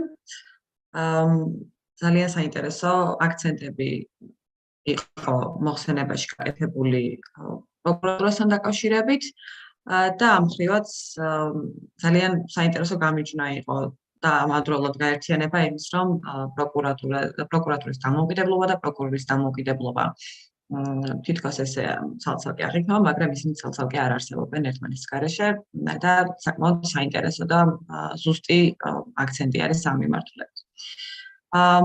შემდეგ სპიკერზე გადავიდეთ. ეს გახლავს ლოლა კურკუმული, რომელიც წარმოადგენს დღეს საქართველოს ადვოკატთა ასოციაციას. ლაგისმით. მოგესალმებით, ყველას მოგისმინეთ. პირველ რიგში ამას დავადასტურებ. ძალიან მიხარია ამ შეხვედრაში მონაწილეობის საშუალება, რომ მომეცა. ქალბატონი ნინოს მოხსენება ძალიან საინტერესო იყო ჩემთვის მოვინიშნა კონკრეტული საკითხები, ასევე პროკურატურის წარმომადგენლის ქალბატონი ზარასი, რომელთანაც თანამშრომლობს ადვოკატთა ასოციაცია საკმაოდ მჭიდროდ და ჩვენთვის ყოველთვის მნიშვნელოვანია, რა თქმა უნდა, მათი აზრი. მივესალმები პანელისტებს და იმ საზოგადოებას, ვინც მოახერხა და გვისმენს. ვინაიდან ჩემს წინა გამომსვლელებმა თალსახად ყველამ ერთხმად განაცხადა, რომ ამ სამი ინსტიტუციის მოსამართლეების, ადვოკატთა კორპუსის, პროკურატურის წარმომადგენლების დამოუკიდებლობა არის ძალიან მნიშვნელოვანი, ამ ნაწილში მე არ შეგაწყენთ, რა თქმა უნდა მნიშვნელოვანია და მე შევეცდები ადვოკატთა კორპუსის მხრიდან დაგანახოთ სწორედ ის კონცეფტი, ანუ იმ საკითხებზე შევეცდები გიპასუხოთ, რაც საიასნიერ იყო განსაზღვრული ამ შეხვედრის მოწვევის საკითხზე და ვისაუბრებ ადვოკატთა დამოუკიდებლობაზე, რასაც სამ ნაწილად გავში, სამი მიმართულებით. პირველი, რა თქმა უნდა, ეს არის საკანონმდებლო ჩარჩო, შემდგომში ინსტიტუციური დამოუკიდებლობა და რა თქმა უნდა, ადვოკატის ინდივიდუალური დამოუკიდებლობა. საკანონმდებლო ჩარჩოს რაც შეეხება, თამამად შემიძლია ვთქვა, რომ ეს ნამდვილად საერთაშორისო სტანდარტების დონეზე არის მოწესრიგებული, რადგან ადვოკატის პროფესიაში ჩაურევლობა და მისი დამოუკიდებლობა, ხელშეუხებლობა დაცული გარანტირებულია უზენაესი კანონით, კონსტიტუციით, ადვოკატთა შესახებ კანონით და რა თქმა უნდა სისხლის სამართლის კოდექსით დასჯადია ასეთი ქმედება. ამიტომ მე ვთვლი, რომ ამ ნაწილში საკანონმდებლო ჩარჩოში ჩვენ რაიმე სახის გამოწვევა არ გვაქვს. რა თქმა უნდა, გაუმჯობესებები მუდმივად შესაძლებელია, მით უმეტეს საზოგადოების დროსთან ერთად საზოგადოებაში სხვადასხვა მოთხოვნები შეიძლება გაჩნდეს და ამ კუთხით საკანონმდებლო ცვლილებებამდე მივიდეთ, მაგრამ ამ ეტაპზე მე არ ვთვლი, რომ აქ რაიმე სახის გამოწვევა გვაქვს. რაც შეეხება ინსტიტუციურ დამოუკიდებლობას, ამ მიმართულებით საქართველოს ადვოკატურის მოწყობა ერთ-ერთ საუკეთესო პრაქტიკად შეგვიძლია მივიჩნიოთ, რადგან ის ეფუძნება თვითრეგულირების ადვოკატთა ასოციაციაში ორგანიზებით, ანუ მთლიანად ადვოკატთა ასოციაცია უწევს ადვოკატებს პროფესიაში შემოსვლის ორგანიზებას, განგრძობადი იურიდიული განათლების ორგანიზებას, ასევე პროფესიაში შემოსვლის კრიტერიუმების ამაღლება, როგორც იყო ბოლო პერიოდში ადაპტაციის პროგრამის მიღება, ეს განგრძობადი იურიდიული განათლების პროგრამის დახვეწა, მისი ელექტრონულ დონეზე, მაღალკვალიფიციურ დონეზე განხორციელება, ადვოკატის უფლებების დაცვა, ასევე ადვოკატთა კორპუსის მხრიდან, ასოციაციის მხრიდან ხორციელდება, არსებობს ასეთი კომიტეტი, რომელსაც კონკრეტულად ეს საქმიანობა აქვს მიზნად განსაზღვრული. ეს ორგანოები, რომელზედაც ვისაუბრე, რომელიც ადვოკატთა ასოციაციაში არსებობს, არის მთლიანად არჩევითი, კერძოდ ადვოკატთა საერთო კრების მიერ აირჩევა, ადვოკატთა საერთო კრება კი არის ყველაზე მაღალი რანგის ორგანო, ამასთან ადვოკატთა ასოციაცია მუდმივად დახვეწაზე. რაც მთავარია ადვოკატთა ასოციაცია არის ფინანსურად დამოუკიდებელი. კერძოდ, ჩვენ ვართ CIP, რა თქმა უნდა, მაგრამ სახელმწიფო არ გამოყოფს ფინანსებს ადვოკატთა ასოციაციის არსებობისათვის. მთლიანად იგი დაფინანსებულია ადვოკატთა თითოეული წევრის იმ საწევროზე, რომლის რაოდენობა ერთხელ რომ განისაზღვრა კონკრეტული თანხით, მას მერე არ გაზრდილა მიუხედავად საქართველოში ინფლაციისა და ასე ვთქვათ, ცხოვრების დონის შეცვლისა. ეს ერთგვარად მარჩულდება ეს თანხა, რომელიც მე ვთვლი, რომ ძალიან მინიმალური და ხელმისაწვდომია თითოეული პროფესიაში ნამდვილად უმყოფი ადამიანისთვის, რომელსაც თავისი შემოსავალი კონკრეტულად ამ პროფესიიდან გააჩნია.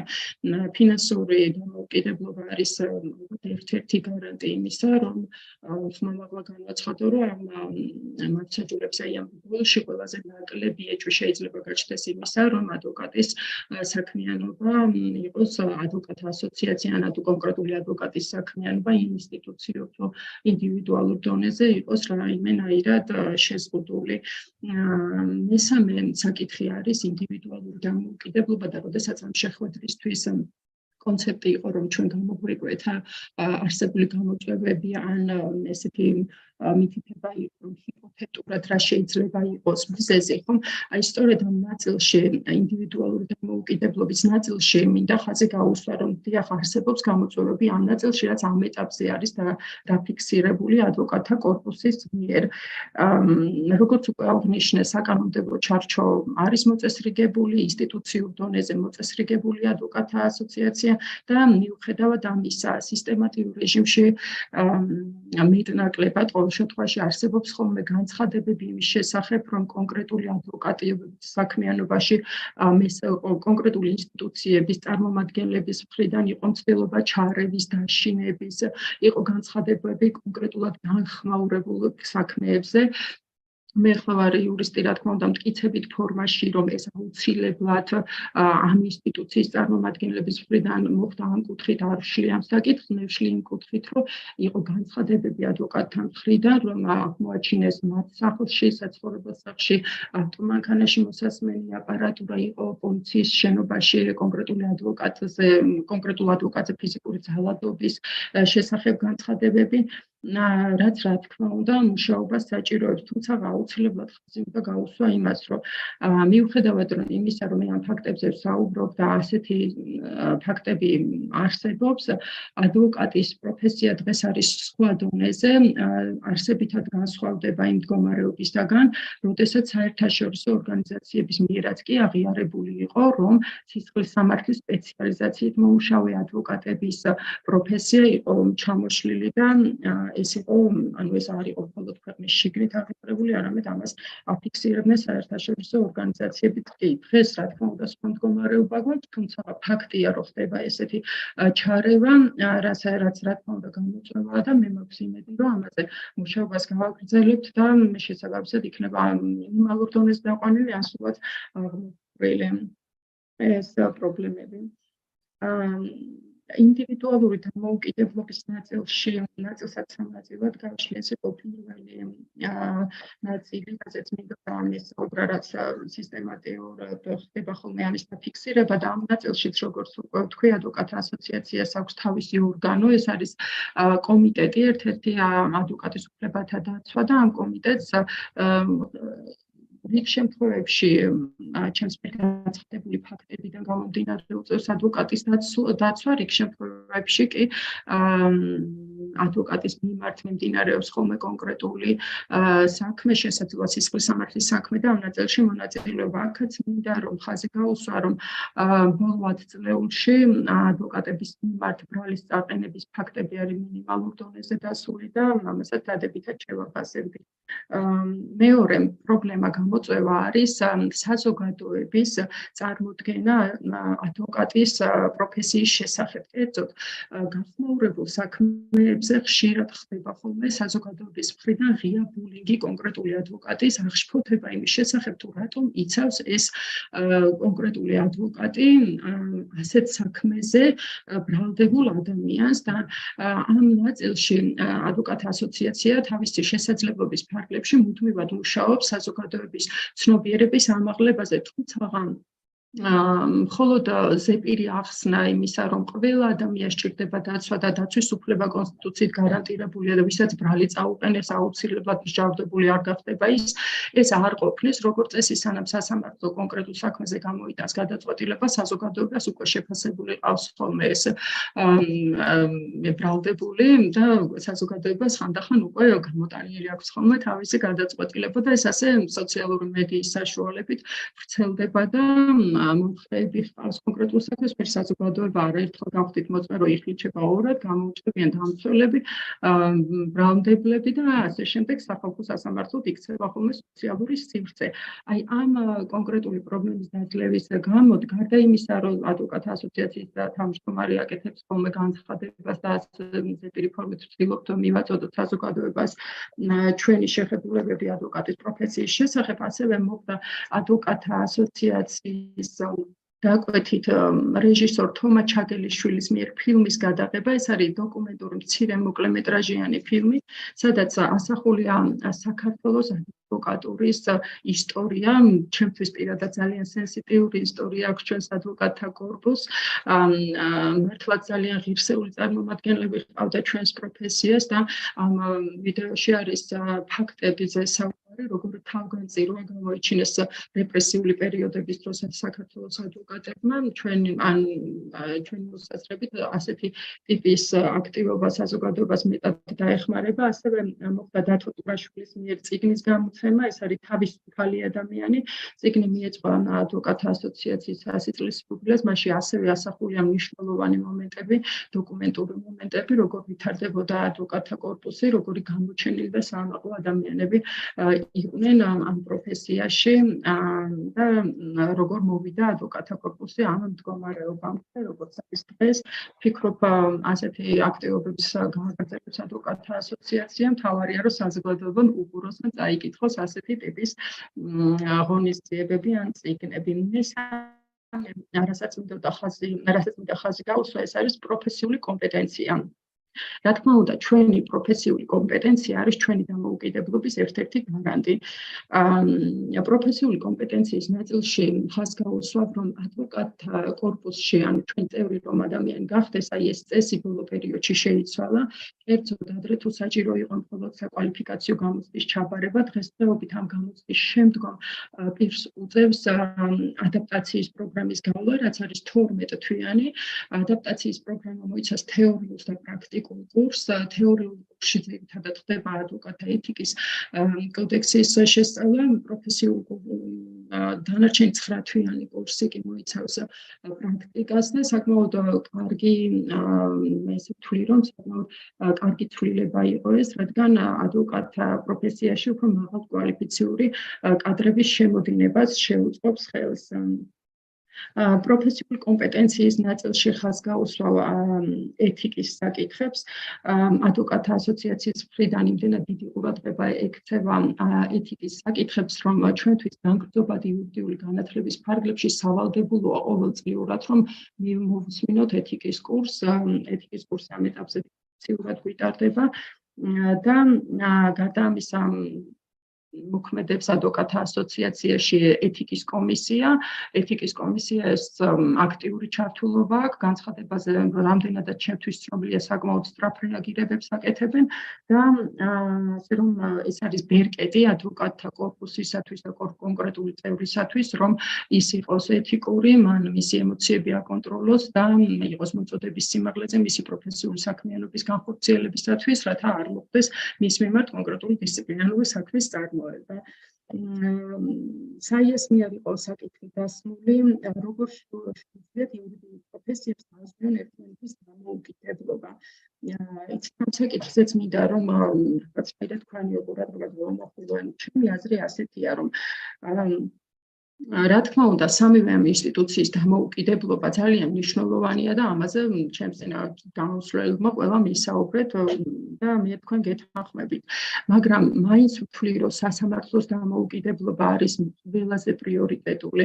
სასამართლოს დამოუკიდებლობამ შესაძლოა იმდენად დიდი როლი ითამაშოს კონკრეტულ საქმეზე, რომ მასში უკვე მნიშვნელობა იმდენად დიდი მნიშვნელობა არ ჰქონდეს, თქვათ მაგალითად კონკრეტული პროკურორის ინდივიდუალურ თუ ინსტიტუციურ დამოუკიდებლობას ან კონკრეტული ადვოკატის თუ მოსამართლე კონკრეტულად თვითონ ის საქმის განხილული მოსამართლე თავის თავში იპოვის ძალას, რომ მიუხედავად თუ ასეთი არსებობს, რა თქმა უნდა, ინსტიტუციურად დამოუკიდებელი თუ არ იქნება, ან თუ რაიმე სახის ეწოლის ცდელობა იქნება მასზე და თუ ის შეძლებს, რომ შეინარჩუნოს ამ ბოლო დროს ძალიან მოდაშია სიტყვა მედეგობას და დადებს შედეგს საქმეზე, რაც რა თქმა უნდა საზოგადოების მხრიდან შეუმჩნეველი არ დარჩება, საზოგადოების ნდობა აუცილებლად იქნება სასამართლოს მიმართ გაიზრდება ეს ნდობა, როგორც კი ასეთი სახის ფაქტები იქნება უფრო ხშირი საზოგადოებაში. თქვენთან შეხვედრამდე მქონდა ჩემს კოლეგებთან შეხვედრა არასამთავრობოს წარმომადგენლებთან და იქვე გამიჩნდა აზრი, რომ ამ შეხვედრაზე მომეტანა ასეთი აზრი, რომ იცით როგორ არის, მე ვიცი, რომ სასამართლოს წარმომადგენლებს utardebათ შესაბამისი, მათთან ტარდება არასამთავრობოები, მათთან მუშაობენ და იქნა გამოკვეთილი მოსამართლეთა საჭიროებები და იცით რა არის, საზოგადოების ცნობიერების ამაღლებაში მე მოვიაზრებდი მაგალითად ჩვენი კორპუსის წარმომადგენლების ცნობიერების კიდევ უფრო ამაღლებას და უფრო სრულყოფასაც, რაც ასევე დამოუკიდებლობის ერთ-ერთი გარანტი გახდებოდა. ჩვენ სამოქალაქო ადმინისტრაციულ დავებში ერთმანეთის მოწინააღმდეგეები ვართ, ეს ძალიან დიდი ტვირთია. ჩვენთვის არ არის მხოლოდ მოწინააღმდეგე მხარე პროკურატურა, ჩვენ ხომ სამოქალაქო და ადმინისტრაციულ დავებშიც ვართ, ამიტომ ამ ეთიკასთან ჩვენს პროფესიულ მაღალ უნარ-ჩვევებს ასევე ძალიან დიდი მნიშვნელობა აქვს.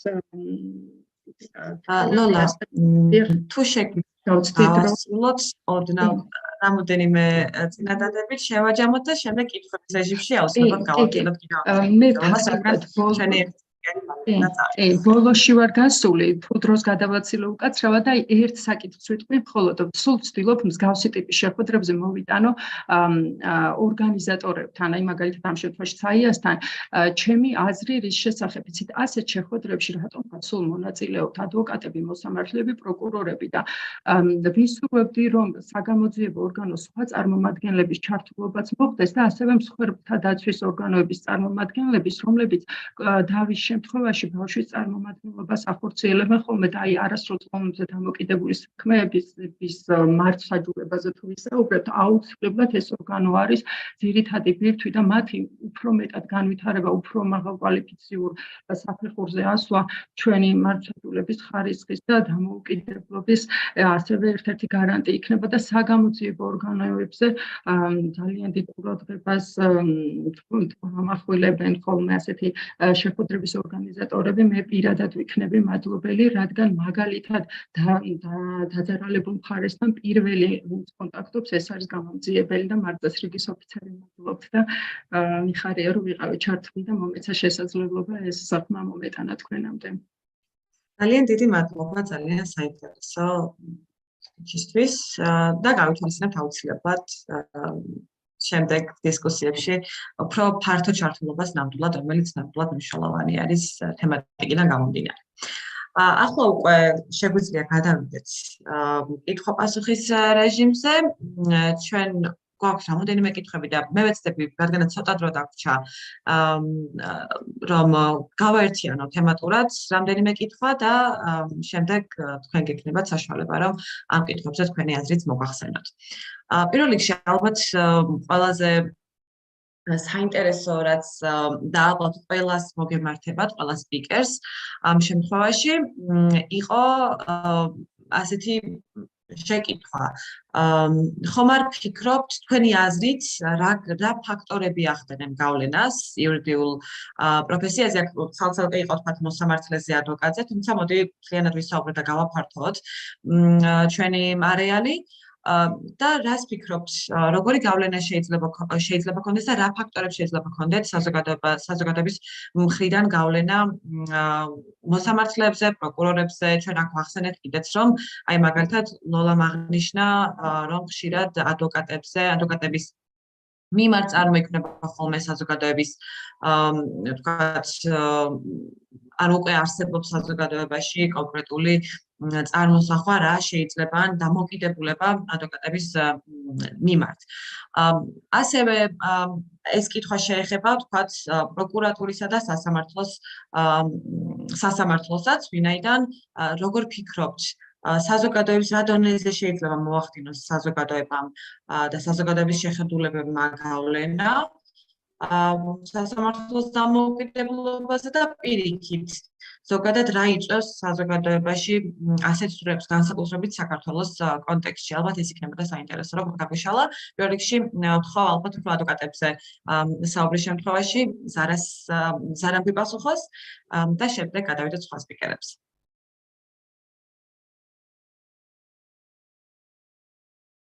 Yes, with pleasure. Thank you very much, everyone, for your very interesting perspectives and presentations. It was really, I think, very useful for us to be part of such a interesting discussion. And I think a number of perspectives, especially from the judiciary. Obviously, we discussed the lawyers, the prosecution services, and the Bar Association's role as well domestically to tie in together. I think this is a really important question, Nanuka, because it really ties together all of our different presentations. Why are we having these conversations? What breakdown have we seen that has led to this, really becoming a very prevalent issue? And I think it always goes back to the rule of law. Unfortunately, we're seeing erosions of the rule of law through our democratic systems, our rights, our fundamental human rights being eroded, and everything has a sort of what we would say a ripple effect. So you lose one fundamental right of protection being at risk, and others are immediately open to being at risk as well. I want to tie this in with some of another question I saw relating to some of the other work we do at the Institute on this. As much as the independence of the legal professions is a key focus, I would say, for us, and that is an absolute priority. We very much focus also on the threats to law, policy, institutions, and practice that challenge human rights and the rule of law. So that's focusing on theory and practice and legal and policy reform, essentially. So with looking at the role of the legal professions, we see that, as we've already discussed, the judiciary is the cornerstone of the rule of law and democracy. And for us to say, actually, that the lawyer's role, the prosecutor's role, the Bar Association's role are all complementary. We need them to be functioning together to provide that protection. We also focus on human rights in the administration of justice. So that includes, as we all touched on, I think, in our remarks, looking at fair trial guarantees. We do that through trial observations and also through different trainings and briefings and submissions that we make. We look at the issue of arbitrary detention, and that's including of the broader category of human rights defenders I mentioned before.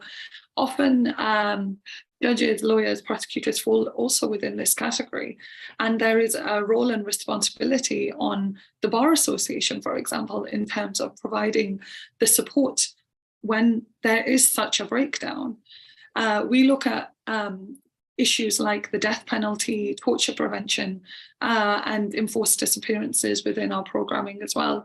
And one area that I personally focus on, and I know Judge Nino also referred to, is looking at the concept of freedom of expression and looking at how the freedom of expression is really, intertwined with the right to freedom of assembly and association, and how many issues we're seeing there. Any challenges, to expressing yourself online or, offline for the media and so on. And there was another question relating to this as well.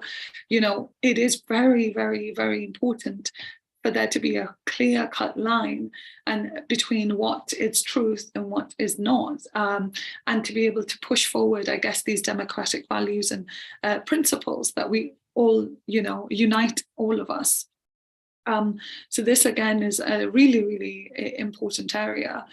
I think we need to see this holistically. I think we need to see this as everyone coming together, making effort.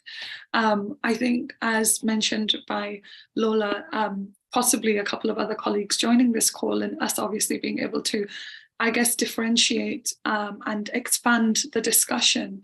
So there is a real focus on how every single actor can be playing a role, and this can lead to the proper functioning of society.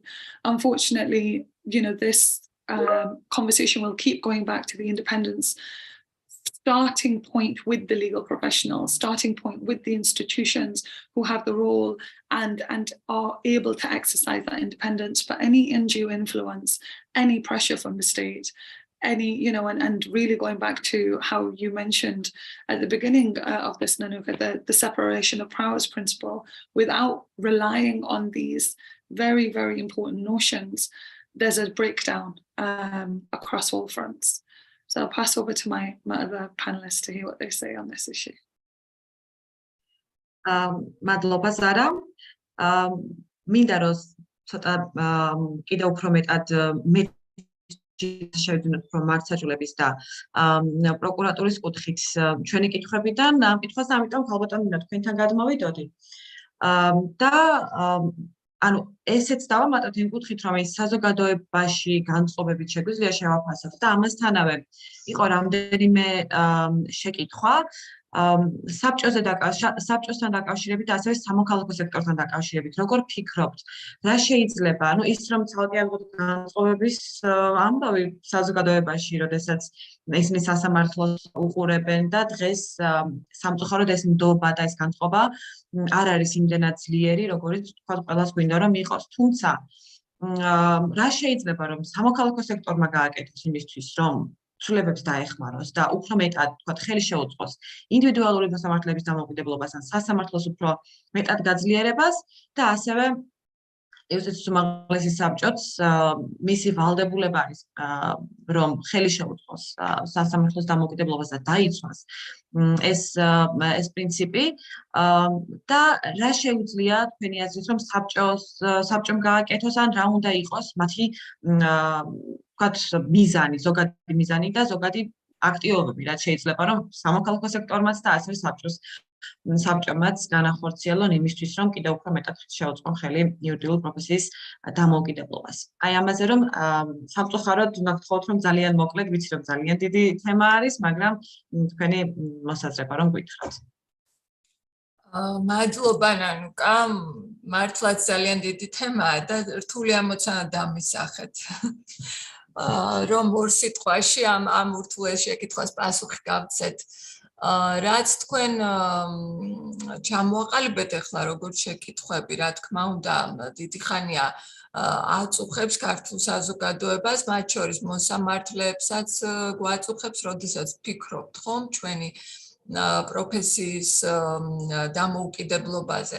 და შესაბამისად ჩვენც ვფიქრობთ და ვაანალიზებთ რითი შეიძლება საზოგადოება ერთის მხრივ და სახელმწიფო მეორეს მხრივ დაეხმაროს სასამართლო სისტემას თავისი დამოუკიდებლობის გაძლიერებაში. როგორც გითხარით, ძალიან მნიშვნელოვანი ფაქტორი სასამართლო დამოუკიდებლობის და ამაზე უკვე ყველანი თანხმდებით არის ინდივიდუალური მოსამართლე როგორც სასამართლოს მთავარი ფიგურანტი, ხო? ყველაფერი საბოლოოდ მიდის ინდივიდუალური მოსამართლის დამოუკიდებლობასთან. ერთის მხრივ, თუმცა ეს ძალიან ურთიერთგადაჯაჭვულია, ხო? ანუ ერთის მხრივ სისტემის დამოუკიდებლობა აძლიერებს ინდივიდუალურ მოსამართლეს და უქმნის მას შესაძლებლობას, რომ თავისი ინდივიდუალური დამოუკიდებლობა მაქსიმალურად გამოიყენოს ეფექტიანად და მეორეს მხრივ მოსამართლის ინდივიდუალური დამოუკიდებლობის გარეშე არ არსებობს სისტემური დამოუკიდებლობა, ხო? აქედან გამომდინარე ძალიან მნიშვნელოვანია ორივე აქტორის როლი. ზოგადად, როდესაც ჩვენ საუბრობთ იუსტიციის საბჭოზე, როგორც ორგანოზე, ეს არის სასამართლო სისტემის თვითმმართველობის ძალიან მნიშვნელოვანი ორგანო და შესაბამისად, ხა სხვადასხვა ქვეყნებში იუსტიციის საბჭოებს სხვადასხვაგვარი ფუნქციები აქვთ. და შესაბამისად ესეთი განზოგადება შეიძლება არ იყოს ყველა იუსტიციის საბჭოსთან მიმართებაში რელევანტური, მაგრამ საერთო ჯამში მაინც ზოგადი რაც ყველა იუსტიციის საბჭოს აქვს მთავარი ფუნქცია ეს არის სისტემის დამოუკიდებლობის უზრუნველყოფა, ხომ? ის არის გარანტი სასამართლოს ინსტიტუციური დამოუკიდებლობისა და მოსამართლის პერსონალური დამოუკიდებლობის. სამწუხაროდ, ვთქვათ, ქართულ სინამდვილეში, ხო? ჩვენ გვაქვს შემთხვევები, როდესაც საბჭო ვერ თამაშობს აქტიურად ამ როლს, ანუ ვერ იცავს რეალურად მოსამართლის ინდივიდუალურ დამოუკიდებლობას იმ შემთხვევაში, თუ მოსამართლეზე ხორციელდება გარკვეული თავდასხმა ან თქვათ მცდელობა მასზე ზეგავლენის მოხდენის. სასურველია, რომ საბჭოს როლი ამ შემთხვევაში იყოს უფრო აქტიური და უფრო გააზრებული, განსაკუთრებით საზოგადოებასთან მიმართებაში. იმიტომ რომ როგორც თქვენ აღნიშნეთ, ხომ, როდესაც თქვათ ამა თუ იმ მნიშვნელოვან საქმესთან დაკავშირებით საზოგადოებაში გარკვეული აზრი ყალიბდება, ხო, ეს შეიძლება იყოს მაგალითად სისხლის სამართლის საქმე, რომელიც თქვათ აღმაშფოთებელი დანაშაულის შემცველია და საზოგადოებაში გარკვეული განწყობები ყალიბდება ამ საქმის ფიგურანტებთან მიმართებაში, ხო, რამაც შეიძლება ასევე მოსამართლეზე მოახდინოს ზეგავლენა და როგორც ქალბატონმა ლოლამ თქვა, ხომ, უარყოფითი განწყობები ხშირად ადვოკატების მიმართ ყალიბდება, ხო, რომლებიც ამ პირებს იცავენ და შეიძლება ასეთ შემთხვევაში იმ მოსამართლეების მიმართაც იყოს მიმართული საზოგადოებრივი რისხვა, რომელიც თქვათ გადაწყვეტილებას გამოიტანს ერთ შემთხვევაში გამამართლებელს, მეორე შემთხვევაში გამამტყუნებელს, ხომ? ასეთ სიტუაციაში მოსამართლეს უნდა კონდეს ასე ვთქვათ დაცვის ბერკეტი, ანუ მას არ უნდა აშინებდეს ის, რომ ვთქვათ მასზე შეიძლება განხორციელდეს შეურაცხყოფა ან თავდასხმა ან მოსამართლე მოხვდეს საზოგადოებრივი რისხვის ქვეშ, რაც მოსამართლისთვის ასევე მნიშვნელოვანი ფაქტორი. მაგრამ მეორეს მხრივ, როდესაც საზოგადოებისაგან მოდის ჯანსაღი კრიტიკა, ხო, სასამართლო ხელისუფლებისა, ასეთ სიტუაციაში მოსამართლეებს უნდა ჰქონდეთ საშუალება, რომ მიიღონ ეს კრიტიკა, უნდა ჰქონდეთ მზაობა, რომ მიიღონ ეს კრიტიკა და შესაბამისად იმსჯელონ იმ საკითხზე, რა უნდა შეიცვალოს სასამართლო სისტემის მმართველობაში, იმისათვის, რომ საზოგადოებაში არსებული ეჭვები გაქარწყლდეს, იმიტომ რომ სასამართლოსთვის როგორც მოგეხსენებათ ძალიან დიდი მნიშვნელობა აქვს ნდობას და თუ კი საზოგადოების რაღაცა ნაწილი აკრიტიკებს სასამართლოს, მე ვფიქრობ, რომ არასწორია სასამართლოს მხრიდან იმ პოზიციაში ყოფნა, რომ თქვათ ესა თუ ის კრიტიკა არამნიშვნელოვანია, ან თქვათ საზოგადოების ეს ნაწილი არამმნიშვნელოვანია, ეს ჯგუფი მნიშვნელოვანია და ეს ჯგუფი ნაკლებად მნიშვნელოვანი და თქვათ თავდაცვით პოზიციაში ყოფნა გამუდმებით საზოგადოებასთან მიმართებაში, ხომ? აქედან გამომდინარე, როგორ ძალიან რთულია, რომ შევაჯამოთ ეს საკითხი. რაც შეეხება ინდივიდუალურ მოსამართლეს, და თქვენ ალბათ გაინტერესებთ იმ თვალსაზრისით, როგორ უნდა განაპირობოს, ხო, საზოგადოებამ და სახელმწიფომ ინდივიდუალური მოსამართლე თავს გრძნობდეს დაცულად, ხომ, და მას ჰქონდეს თავისი აზრის გამოთქმის შესაძლებლობა. იმიტომ რომ ინდივიდუალური მოსამართლის დამოუკიდებლობა გულისხმობს ერთის მხრივ, რა თქმა უნდა, ყოველგვარი ჩარევისაგან მედეგობას კონკრეტულ საქმეზე და მეორეს მხრივ გულისხმობს იმას, რომ მას ჰქონდეს თავისუფლება გამოხატოს თავისი მოსაზრება ამა თუ იმ საკითხთან დაკავშირებით, რომელიც სასამართლო სისტემის მდგომარეობას ეხება. ეს ორ კომპონენტს თავისთავში მოიაზრებს და ეს ორივე უფლება მას უნდა ჰქონდეს ისე, რომ თვითონ მოსამართლე არ იყოს დევნის ობიექტი და ზეწოლის ობიექტი და ალბათ ამ შემთხვევაში მნიშვნელოვანია საზოგადოების მხარდაჭერა იმ მოსამართლეების მიმართ, რომლებიც გამოხატავენ, ასე ვთქვათ, ცდილობენ რომ იყვნენ დამოუკიდებელი, გამოხატავენ ამას საქმით და თავიანთი განცხადებებით და ამ თვალსაზრისით მათი გაძლიერება. ზოგადად ერთ წინადადებას ვიტყვი და აღარ განვევცობი, იმიტომ რომ ბევრი დრო არ გვაქვს. ნახეთ, განსხვავება ანუ სასტარტო პოზიციისა მოსამართლისა და პოლიტიკოსის არის არსებითად სხვა, ხო სასტარტო პოზიცია, ანუ დიდი განსხვავება არსებობს სასტარტო პოზიციაში. მოსამართლე არ არის საზოგადოებრივად ცნობადი ფიგურა. ანუ მის შესახებ საზოგადოებას არ აქვს ისეთივე ჩამოყალიბებული აზრი, როგორც მას შეიძლება ჰქონდეს იმ პირების მიმართ, რომლებიც ხშირად არიან საზოგადოების თვალთახედვის არეალში, ხომ? ჩვენ ძალიან ხშირად ვახსენებთ ხოლმე ქალბატონ ზარას ალბათ ეს ამოვნება საქართველოში, ისევე როგორც ამერიკის შეერთებულ შტატებში ძალიან პატივცემული არიან ამერიკის შეერთებული შტატების უზენაეს სასამართლოს მოსამართლეები. და ვამბობთ ხოლმე, რომ აი ეს მოსამართლე, რატო საქართველოში არ არიან ესეთი ცნობილი მოსამართლეები, ხო? მაგრამ ეს არ არის, ასე ვთქვათ, გლობალური მოვლენა. ჩვენ ვიცნობთ ამერიკის შეერთებული შტატების უზენაესის მოსამართლეებს, მაგრამ არ ვიცნობთ მაგალითად ბრიტანეთის ლორდთა პალატის წევრებს, არ ვიცნობთ საფრანგეთის უზენაესის მოსამართლეებს, არ ვიცნობთ სხვა ქვეყნების სასამართლოების მოსამართლეებს. და ეს ბუნებრივია, იმიტომ რომ მოსამართლეები, ვთქვათ, აღმასრულებელი და საკანონმდებლო ხელისუფლების წარმომადგენლებისაგან განსხვავებით არ არიან მუდმივად საზოგადოებრივ ასპარეზზე. შესაბამისად, როდესაც ჩვენ ველით, ვთქვათ, ინდივიდუალური მოსამართლისგან აქტიურობას, ეს ფაქტორი უნდა გავითვალისწინოთ, რომ მას არ აქვს წინასწარი, ასე ვთქვათ, საზოგადოებრივი ნდობის კრედიტი, როგორც ინდივიდს. ეს კრედიტი უნდა ჰქონდეს თლიანად სისტემას, რომ ინდივიდის მიმართაც არსებობდეს ესეთი ნდობა.